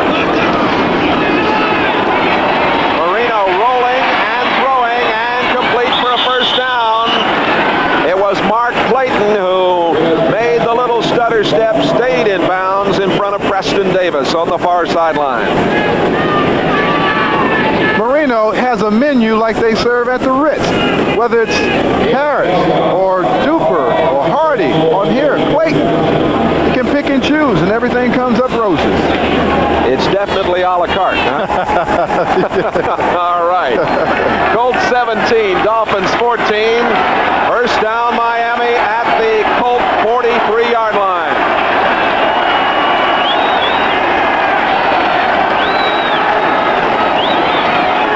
Hand off to Nathan. Nathan is down to the 38-yard line. Cliff Odom, number 93, made the tackle. Colts haven't been able to make any big plays on defense here in the second half. And, of course, if you like long drives, Miami could be for you. Last week they scored 5 touchdowns, one on a 6-yard drive after an interception by Judson, and the others were 72 and 91 and 83 and 86. They have driven 80 yards here in the third quarter. 17-7, Cincinnati over New Orleans. Lomax is thrown to Green, and the Cardinals lead that important game against the Giants, as here it was Joe Carter. Carter hit by Eugene Daniel after he got to the 35-yard line, and it's going to bring up a third down and about 3. Well, Joe Carter was just a little bit too greedy right then. He saw the outside opening, hoping to make a big play, but he should have stayed up the field to get the first down. Cephalo comes to the left side. Duper goes to the right side. Third down, 3 at the 35. Marino, first down, on the move, Nathan down to the 18-yard line. Tony, who has that wonderful balance, came out of Woodlawn High School in Birmingham, Alabama. Preston Davis made the tackle. Well, the deployment here is absolutely awesome in terms of what the Colts have to look at, and they just can't handle Nathan underneath, who's a fine receiver, makes a good spinning move right there to gain the additional yardage. That's what Marino does for you with that quick release and the good arm. See, he gets the ball there in time so that the receiver can catch the ball and then do something with it after he's caught it. They've spotted the ball at the 19. First down, Miami. 4.5 to play, third quarter. Pass comes outside, and on the move is Clayton. Clayton got about 2. Eugene Daniel made a nice play over there.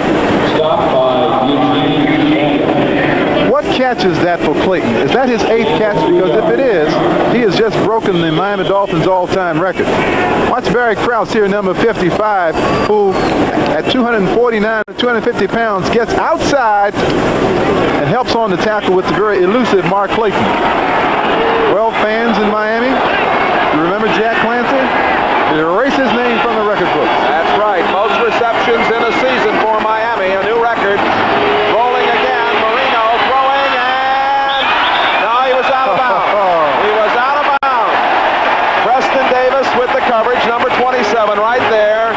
Mark Clayton was on the white line. I have a deep appreciation of what Clayton is doing out here after playing wide receiver for 13 years in the league myself. He's just having a ball. He's outside the numbers, so that generally means he's going to run an outside pattern. Now watch him come back and just makes just a every day at the office type of catch. That's not easy, folks, and he almost keeps his feet in bounds. Just ran out of real estate that time. Yes. Third down now and 9.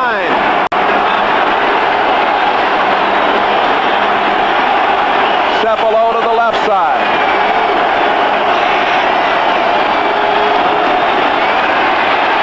Marino completes it down to the 3-yard line. The catch made by Jensen. Jim Jensen, who had caught 12 passes for 125 yards coming into today's game. A very handy fellow to have around. He's a very versatile performer. He's also from Boston University. He's an alumnus. I'm from Boston University as well. And he does a lot of things on the football field, and that's one of them. Making tough catches and being just a fine all-around athlete. Jim Jensen. You guys could never beat Boston College, though. All right. Just inside the 4-yard line. 1st and goal to go, Miami. Trying to get the lead for the first time this afternoon.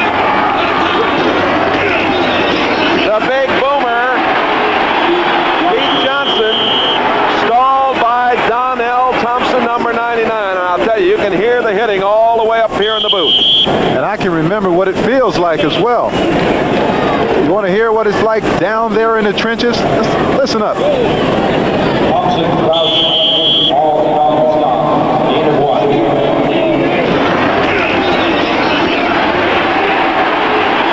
Oh, boy. I'll tell you.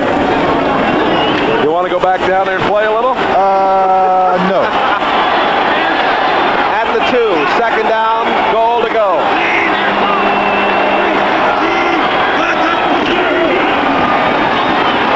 Touchdown to Bruce Hardy.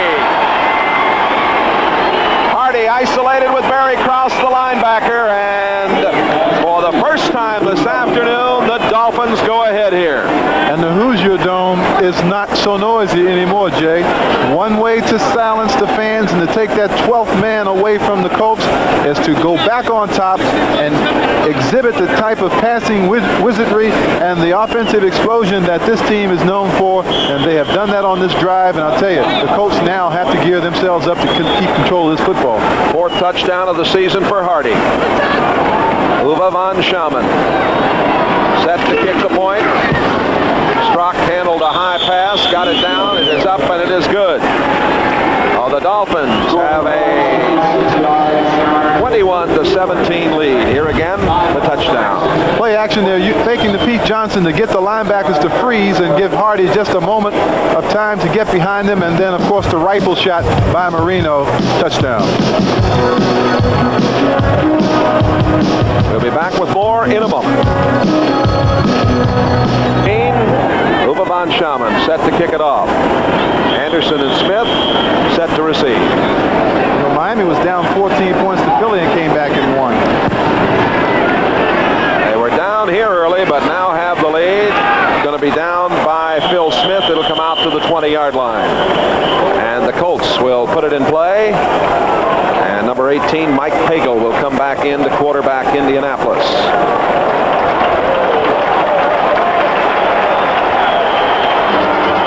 Take time out here with 2:09 left to play in the third quarter. The Dolphins 21, Indianapolis 17.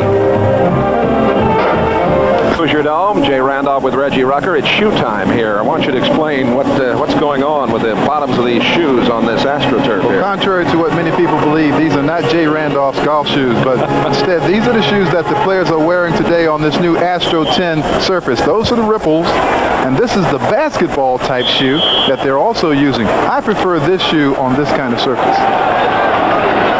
And obviously so does that gentleman right there. First down for the Colts from their own 20-yard line. Hagel rolling to the near sideline, throws incomplete. He was trying to get that ball upfield at the 30-yard line to number 85, Matt Bouza. Pass a little bit underthrown. The linebacker, 59, Brudzinski, was out there along with Don McNeil. 6 minutes and 28 seconds in that drive as they went 76 yards. And now Marino has thrown for 320 yards. He needs 143 to break the most yards record in a single season. Outstanding. And this is what you have to look for now from the Colts. Now they're behind, so they can't utilize that rushing attack. They have to throw the football. They're not very good at that. Let's see what happens. Oh, he had a man wide open and threw behind Tracy Porter. Porter really was in a position to make the catch if Pagel could have gotten it to him. See, the complexion of the game now has changed. The onus is on the Indianapolis Colts now to make the big plays. And they've got to make it by passing the ball, and they just don't do it well for whatever reason. There they just misconnect on the route and the timing. Henry comes in, number 88, an extra wide receiver. And you've got Porter and Bouza in there, along with Butler, 4 wide receivers. Third down and 10.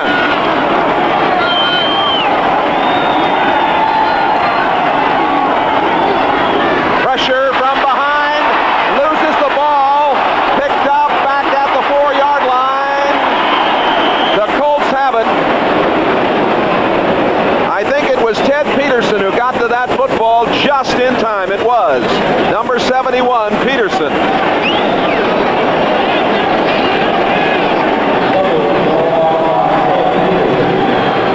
Watch the right side of your screen now as Bowser comes from the outside.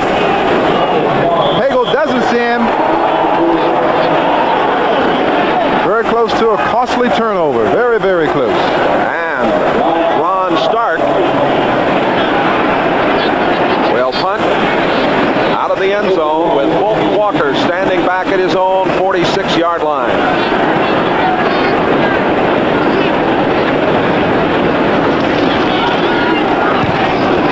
A high kick, he turned it over. Walker goes back to the 43, up over the 45, runs into his own man. Ran right into his own blocker in front of him. Anderson for the Colts downfield to make the tackle. A 53-yard punt, a 3-yard return. And Shula kind of amused by that situation, but I bet he's not amused down deep. And he talks things over, and Marino comes back, puts up one finger and says, let's go get some more points. Krause has got to fire up his defensive unit. The Dolphins are leading now by 4. 51 seconds left in the third quarter, as it has been all Miami after the halftime. Marino with lots of time. Nathan gets to the 49-yard line. Barry Krause made the tackle. Nathan on a little delay out of the backfield. We've got Krause isolated. There are many thoughts that go through a middle linebacker's mind when he plays this position. He's responsible for a number of things, but most of all, he's responsible for just attacking people and hitting them. Look at him put the helmet right upside the head of Tony Nathan, drops him right in his tracks, and that's what you need from a middle linebacker. Joe Carter is back into the backfield to replace Tony Nathan. Clock running with 12 seconds left to play in this, the third quarter. And to give to Carter. And and he breaks one tackle, gets it down to the 48-yard line. Wrapped up at that point by Donnell Thompson, number 99. The end of the third quarter, and the score, Dolphins 21, Colts 17. We'll be right back after these messages from your local station. Today's game is brought to you by Ford and your Ford dealer. Have you driven a Ford lately? By Prudential Bates Securities, where account executives provide total financial planning. And by Radio Shack, your Christmas electronics store.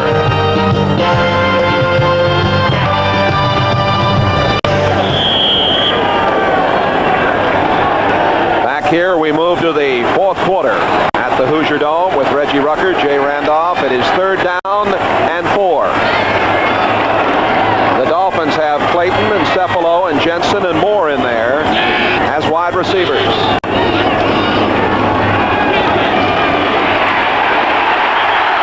They got to him. Brad White, the nose man, number 92. And that fires this crowd up here.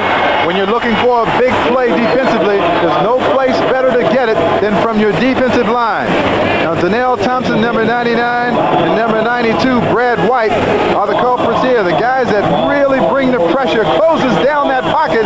Marino can't throw the football, and now White makes the sack. Punting time. Reggie Roby played for Hayden Fry at the University of Iowa. Larry Anderson back to receive.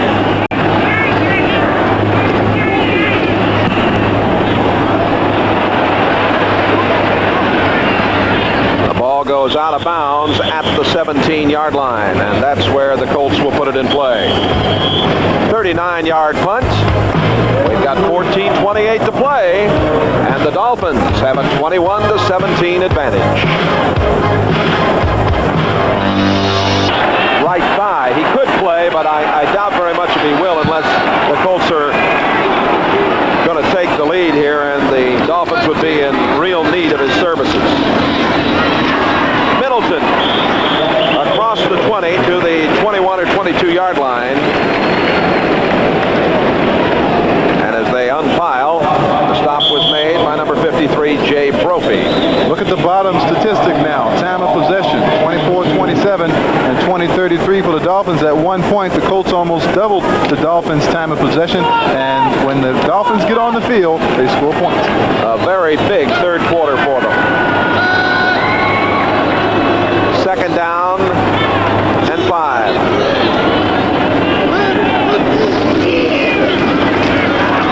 Middleton stacked up after a yard gain.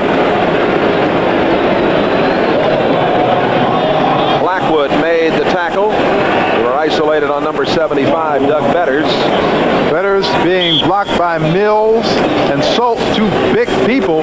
Buries him, but he still is able to fight his way through and get on the in on the tackle. And when you got that double team like they just tried to do against Betters, the key to defeating that is split it.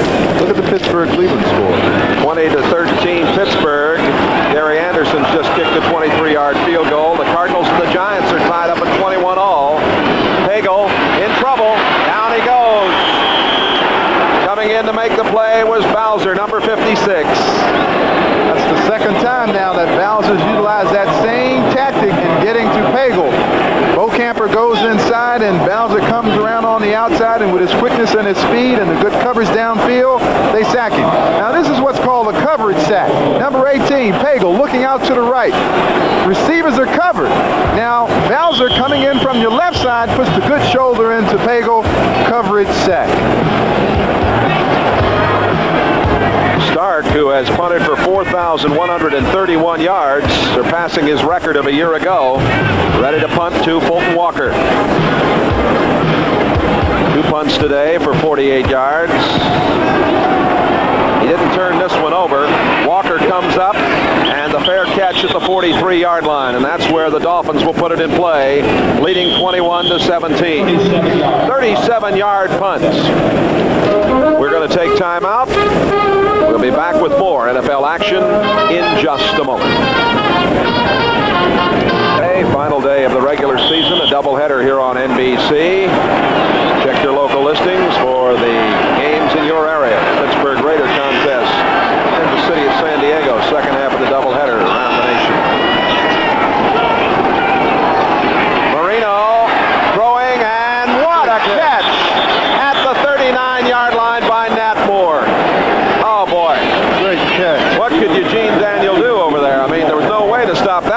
Well, they're double covering Clayton on the other side, so they're giving Nat Moore, who's in there because Duper is hurt right now, single coverage. They don't feel that Moore, the 12-year veteran, has the speed to run by anybody anymore, but he certainly has the pass-catching skills to make plays like that. First down inside the 40-yard line. 11:50 to play. Little counter play. Joe Carter. Carter got inside the 35-yard line before Donnell Thompson, number 99, wrapped him up with some help from Barry Krause, number 55. Carter's quick, isn't he? He really can step in there. 19 yards on 6 carries today. I like the way he moves between the tackles. He's got good hip action, and he's got good feet. I bet you he can dance. I bet he can. I wonder if he can dance. He doesn't have to. He coaches very well. Second down and 5. Clayton and Cephalo, the wide receivers. That's Clayton going in motion. And the give again to Carter. Carter cracks inside the 30. Very close to the first down. Preston Davis, 27 on the tackle.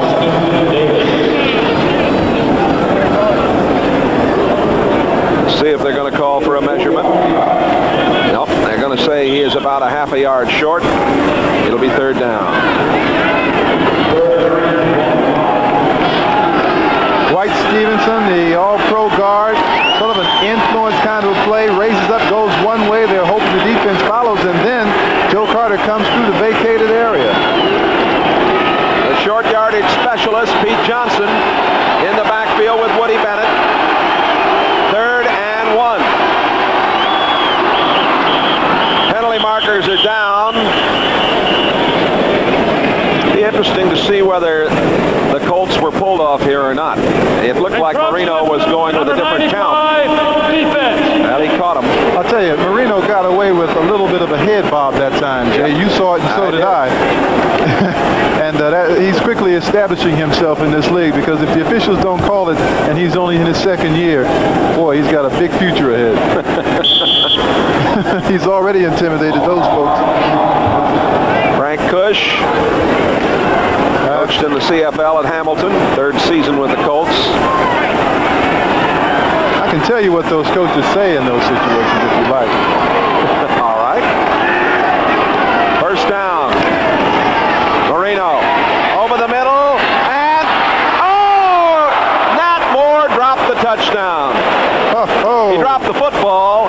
That would have given him the touchdown, to be correct, but... Well, Nat, just as I was saying such splendid things about your performance, you let me down here, partner. Watch the throw here. How do you... You don't throw it any better than that, I'll tell you. Well, Johnny Cooks has been bringing the pressure all day long, and once again he makes Marino throw the ball quickly, but he throws the ball so quickly that Cooks is no factor. Wide receivers set to the left side on 2nd down for Marino.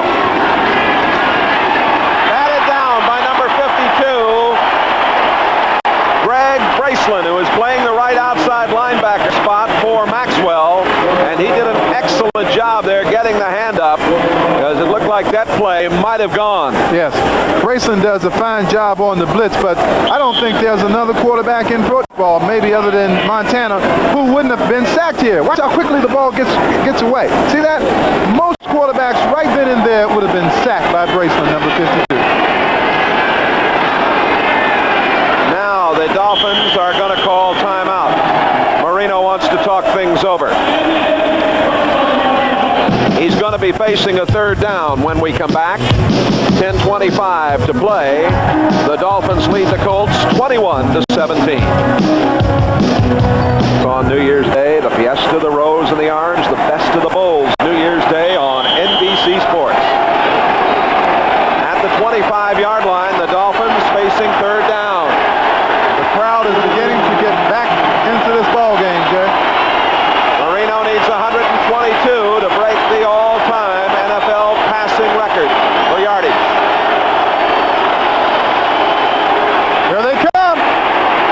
He gets it away all along. Touchdown,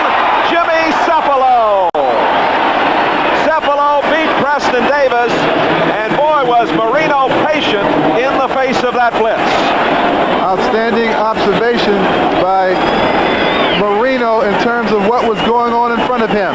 There must have been 9 Colts coming at Marino. Someone even went up over the top, one of the safeties, and Marino, still with the composure and the poise, fired the ball into Cephalo's waiting hands.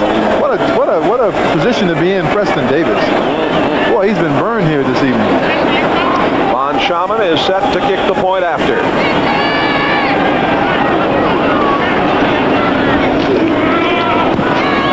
It is up, and it is good. Dick Jorgensen, our referee today, and let's take a look at this one. Times Square on New Year's Day. That's what it looks like for Marino. Everyone is coming in his face. The Miami blockers, magnificent job of picking up everyone.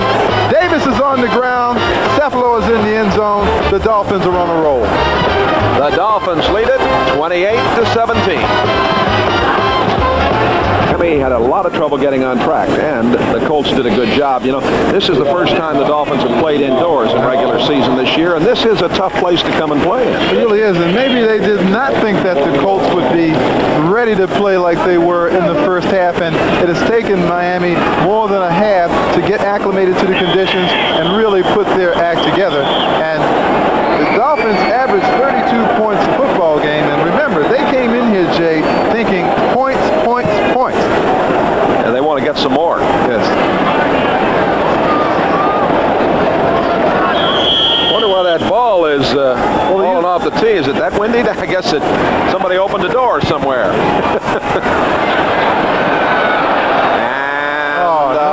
that's a very, very bad play by Phil Smith right there, and he knows it. He did not know where he was, I guess. Look at Mr. Cush looking down the sideline saying, what was that? Somebody had better restrain him. He may attack the player.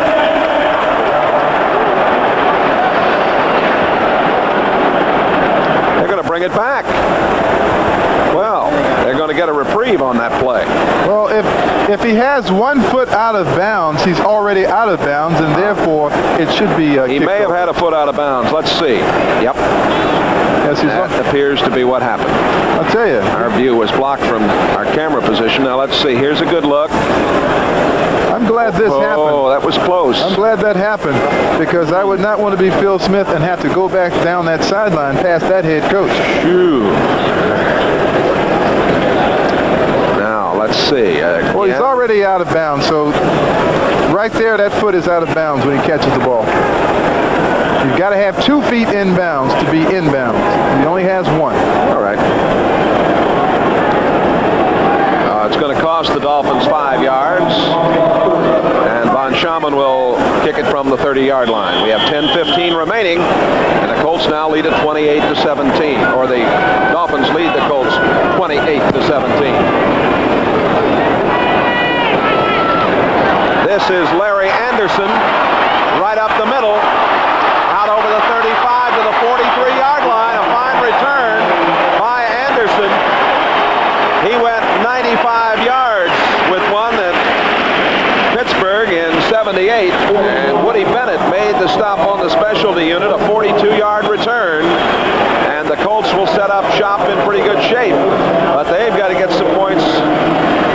10 minutes left to play, a lot of time here. The Dolphins want more points, and the Colts want to get back in business. Well, the Dolphins are going to disregard the run now. They're going to be looking pass all the way. And Pagel sets up. He's in a lot of trouble now on the run. Pagel out of bounds at the 48-yard line. It was Bob Brudzinski who ran him out. Pagel can hoof it pretty good. Has 131 yards rushing and a 5.7 average coming into today. But you cannot operate an offense if you run like this all the time.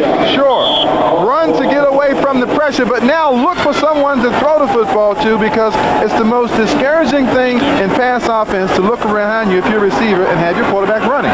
Once he decided to run, he completely forgot the passing situation. Second down along 4. Looks like Pagel has called an audible here.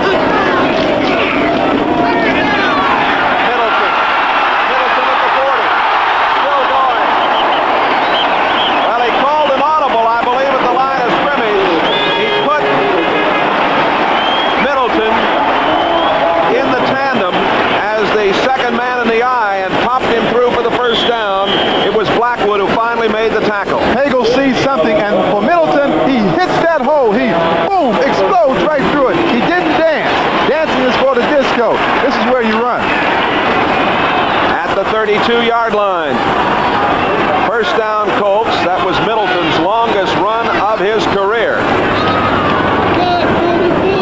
His professional career, I should say, to be correct. Throw to the far sideline. No.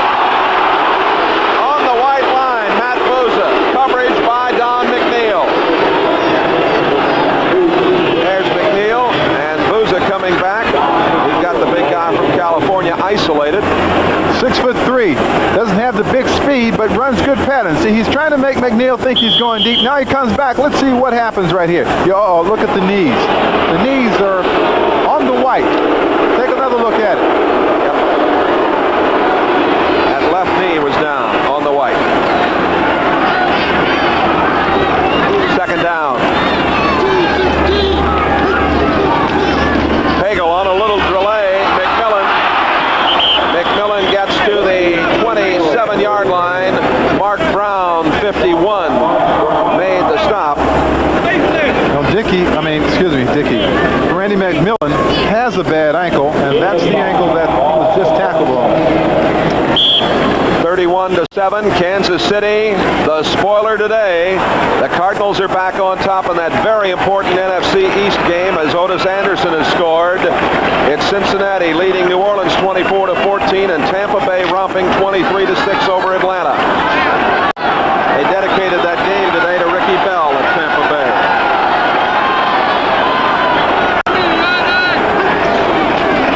Pagel rolling right, in trouble. Bang! Bill Barnett came out of nowhere for the sack. Barnett, who has been moved to the nose position, number 3 draft pick out of Nebraska. Because of the absence of Baumhauer, Barnett is in there playing, and we said a lot of things about him early on, none of them good. Here he makes the first big play of the ball game as he rushes through to make the sack. Got a lot of help from Ben Utt, too. Spun around and shoved him right in there. Ron Stark will come on, or no, they're going to try a field goal. Allegre is going to come on, and they're going to try a field goal. 53 yards. It's going to be, let's call it 54-yarder. The longest of his career has been 54. Blocked. Picked up. And coming away with it, William Judson. I think Judson blocked it, and he got it. He tried to pick that ball up and go with it. What happens when they need that extra distance, the ball sometimes is hit too low. The trajectory isn't good enough to get it over that first wave of 6'7" and 6'8" defensive people, and they were able to block that ball, and big play for the Dolphins on defense. Dolphins leading 28-17, 7:40 to play, and they want to try to get some more points on the board.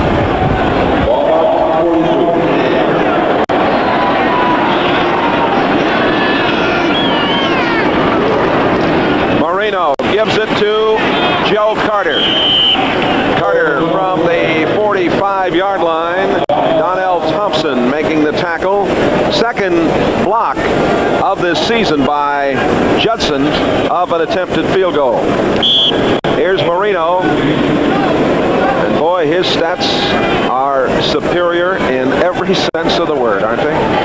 He's 23 years old, too. Yep. Just turned 23 in September. 7 minutes to play. Second down and 8.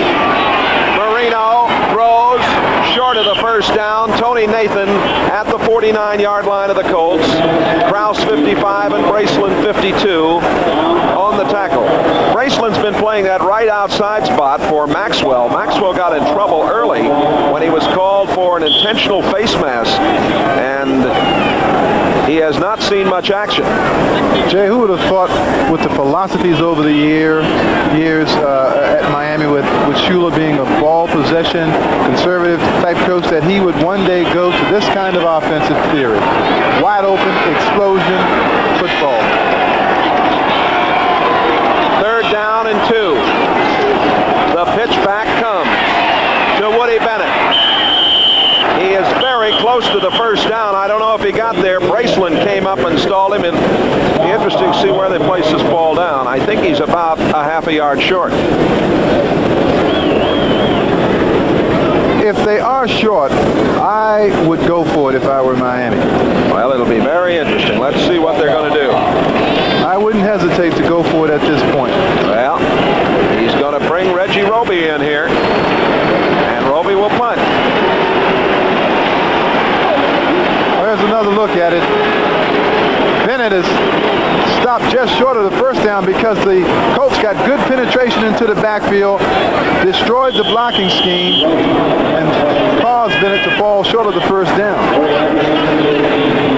Roby with Larry Anderson set to receive.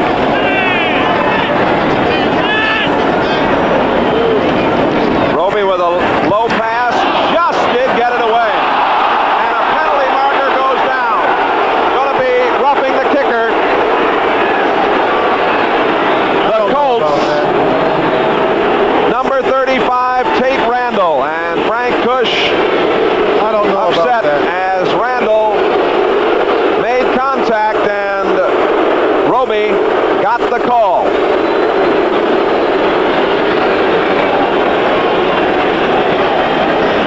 I think we've got a view for you. They flag it here, but come on now. This is football. There is hardly any contact here, if any at all. Just slid by him, but the call was made.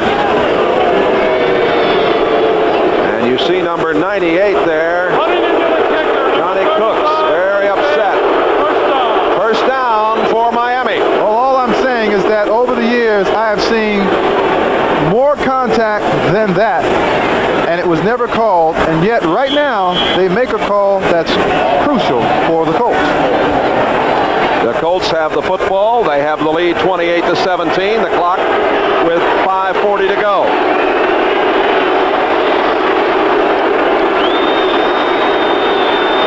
The pitch back to Carter. Carter inside the 40.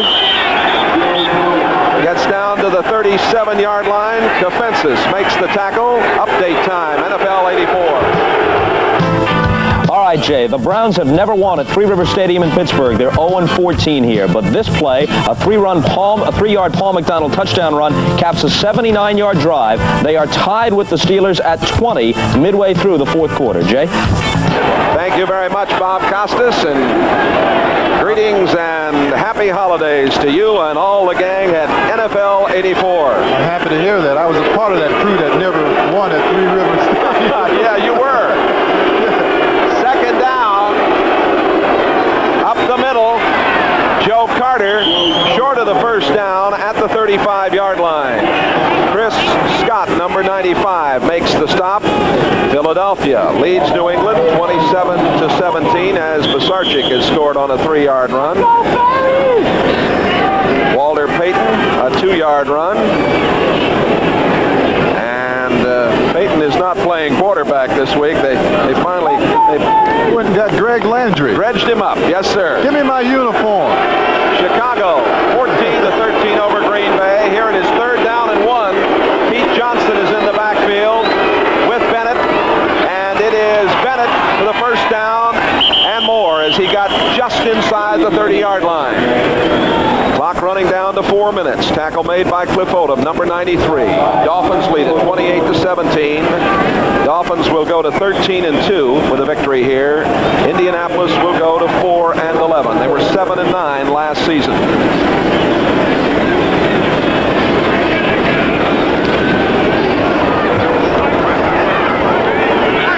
The all-time pro football record for touchdowns in a season is 66. The Dolphins now have 65.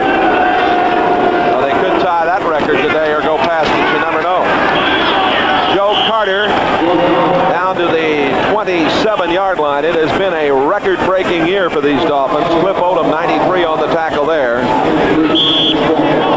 Well, for a head coach that stated prior to this ball game that he wanted to score every opportunity he got, Don Shula has surprisingly now gone to the running game. Clock coming down to 3 minutes left in this one. Well, I'm sure his heart, Shula would like to get 7 more points here if he could.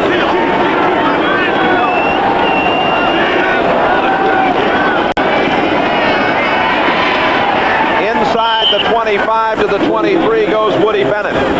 Barry Krause, 55 on the tackle. To explain once again for those of you who are wondering why we've been counting so much of the points, the third tiebreaker, if Miami, for instance, and Seattle should all finish 14-2, then the third tiebreaker would be point differential. And right now, Miami leads in that category, but they're not so sure it will remain that way over the next ball game or so. Kansas City winning this afternoon at Kansas City over Seattle.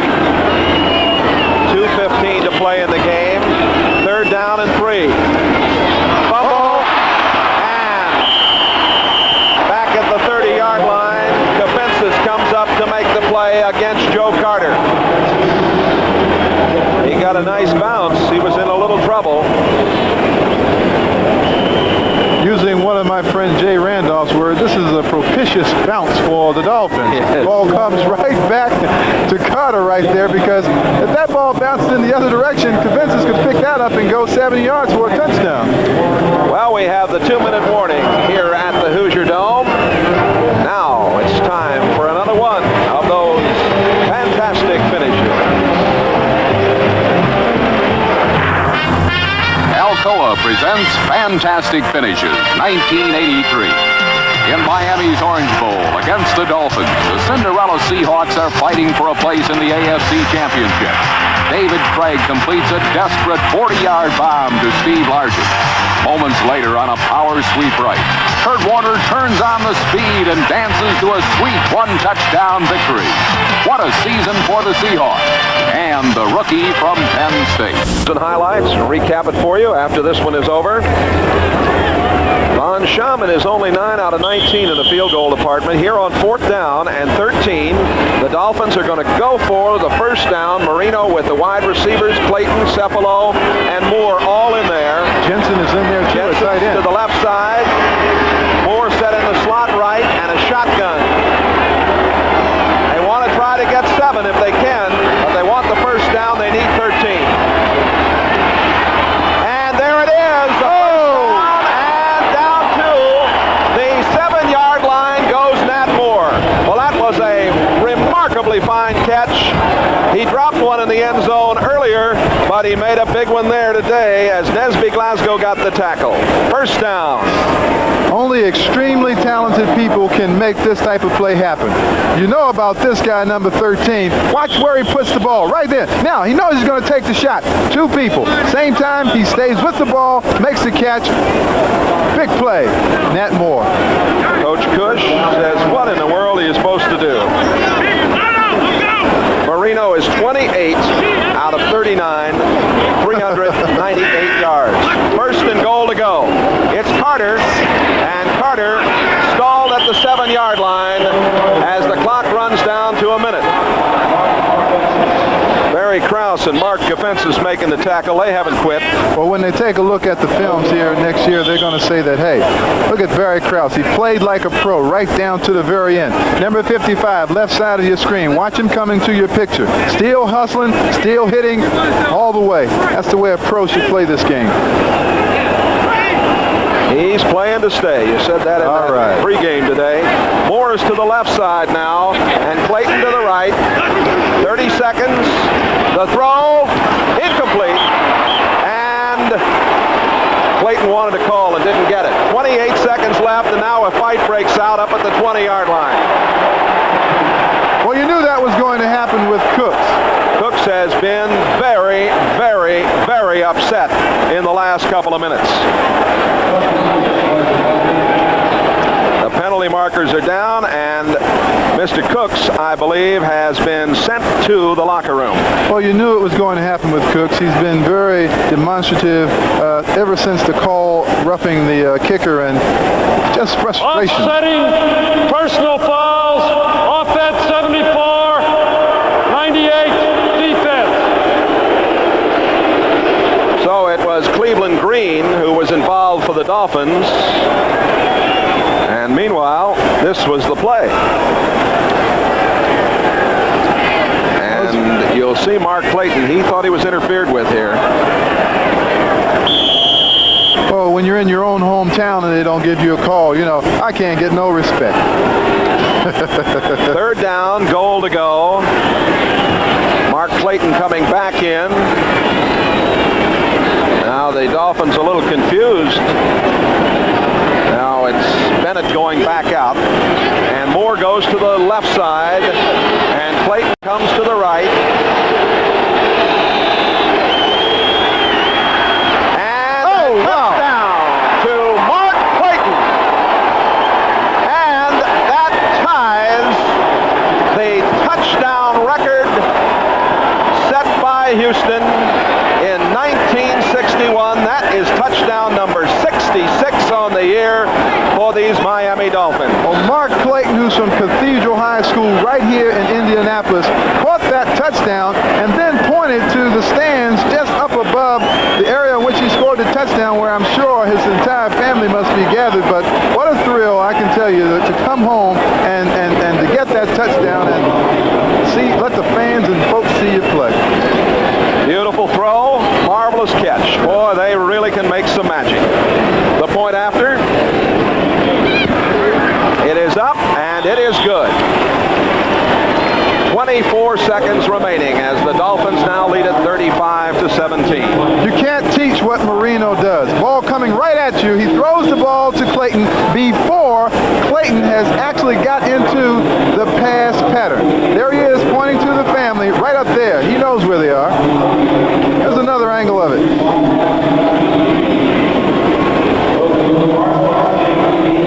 Once again, see? Three-step drop, quick pass, gets rid of it. Boy, that's a heck of an advantage to have on a defender. Marino now 29 of 41, 404 yards. 4 touchdowns, 1 interception. They've got that 35 points. They wanted that last 7 very bad. That's true. And you mentioned 404 yards. If he gets 60 yards next week, he will be the all-time pass offense leader. I like his chances. Yeah. A week from tomorrow night, the Dolphins finish the regular season. They play Dallas at the Orange Bowl. And Indianapolis will play the Patriots at Foxborough. Thanks to our spotters, Joe DePietro and Paul Rominski, and our statistician, Bob Bernath, and all the gang here in the booth today. Seattle losing today. That's important for Miami. Ball into the end zone, and it hit the crossbar, and that means it's a touchback. Dead ball when it hits back there. With Seattle losing today, of course, the point situation, depending on what happens next week, could be not as important, but they didn't know that going into this ball game, and I think Shula has accomplished everything that he wanted to, albeit it wasn't so in the first half. They accomplished in the second half, 28 unanswered points here in the second half. Maybe there is something to the old halftime message. I never saw a lot of those. It's always been thought or theorized that the coach says something, but they never really do. Well, it was a fine second half for these Dolphins. Pagel throwing and almost intercepted. Almost intercepted by Robert Sowell, as the Dolphins, of course, are in the prevent defense. Tracy Porter, the intended receiver. Reggie, happy holidays to you and yours. Always a pleasure to work with you, and I look forward, of course, to 1985, and we've still got some very interesting football for you folks next weekend, of course, on NBC. That Denver-Seattle confrontation on Saturday, and then the doubleheader on Sunday. Hope you'll be joining us, and of course, we'll take you through the playoffs. Pagel steps up, throws.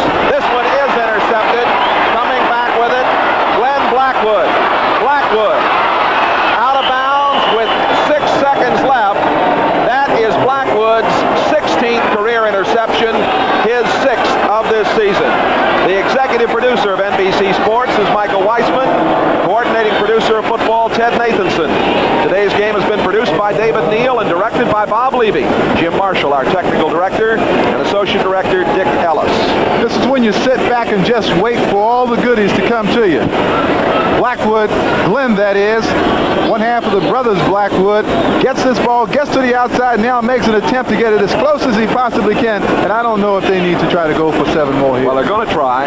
They have got 6 seconds left, and they have got, well, now wait a minute. Let's see. They've got Jensen. Oh, they took Moore out. He was on the field, and now he's gone to the far sideline, so I think they're just going to sit on it here. For a moment, it looked like he was going to try to get another touchdown.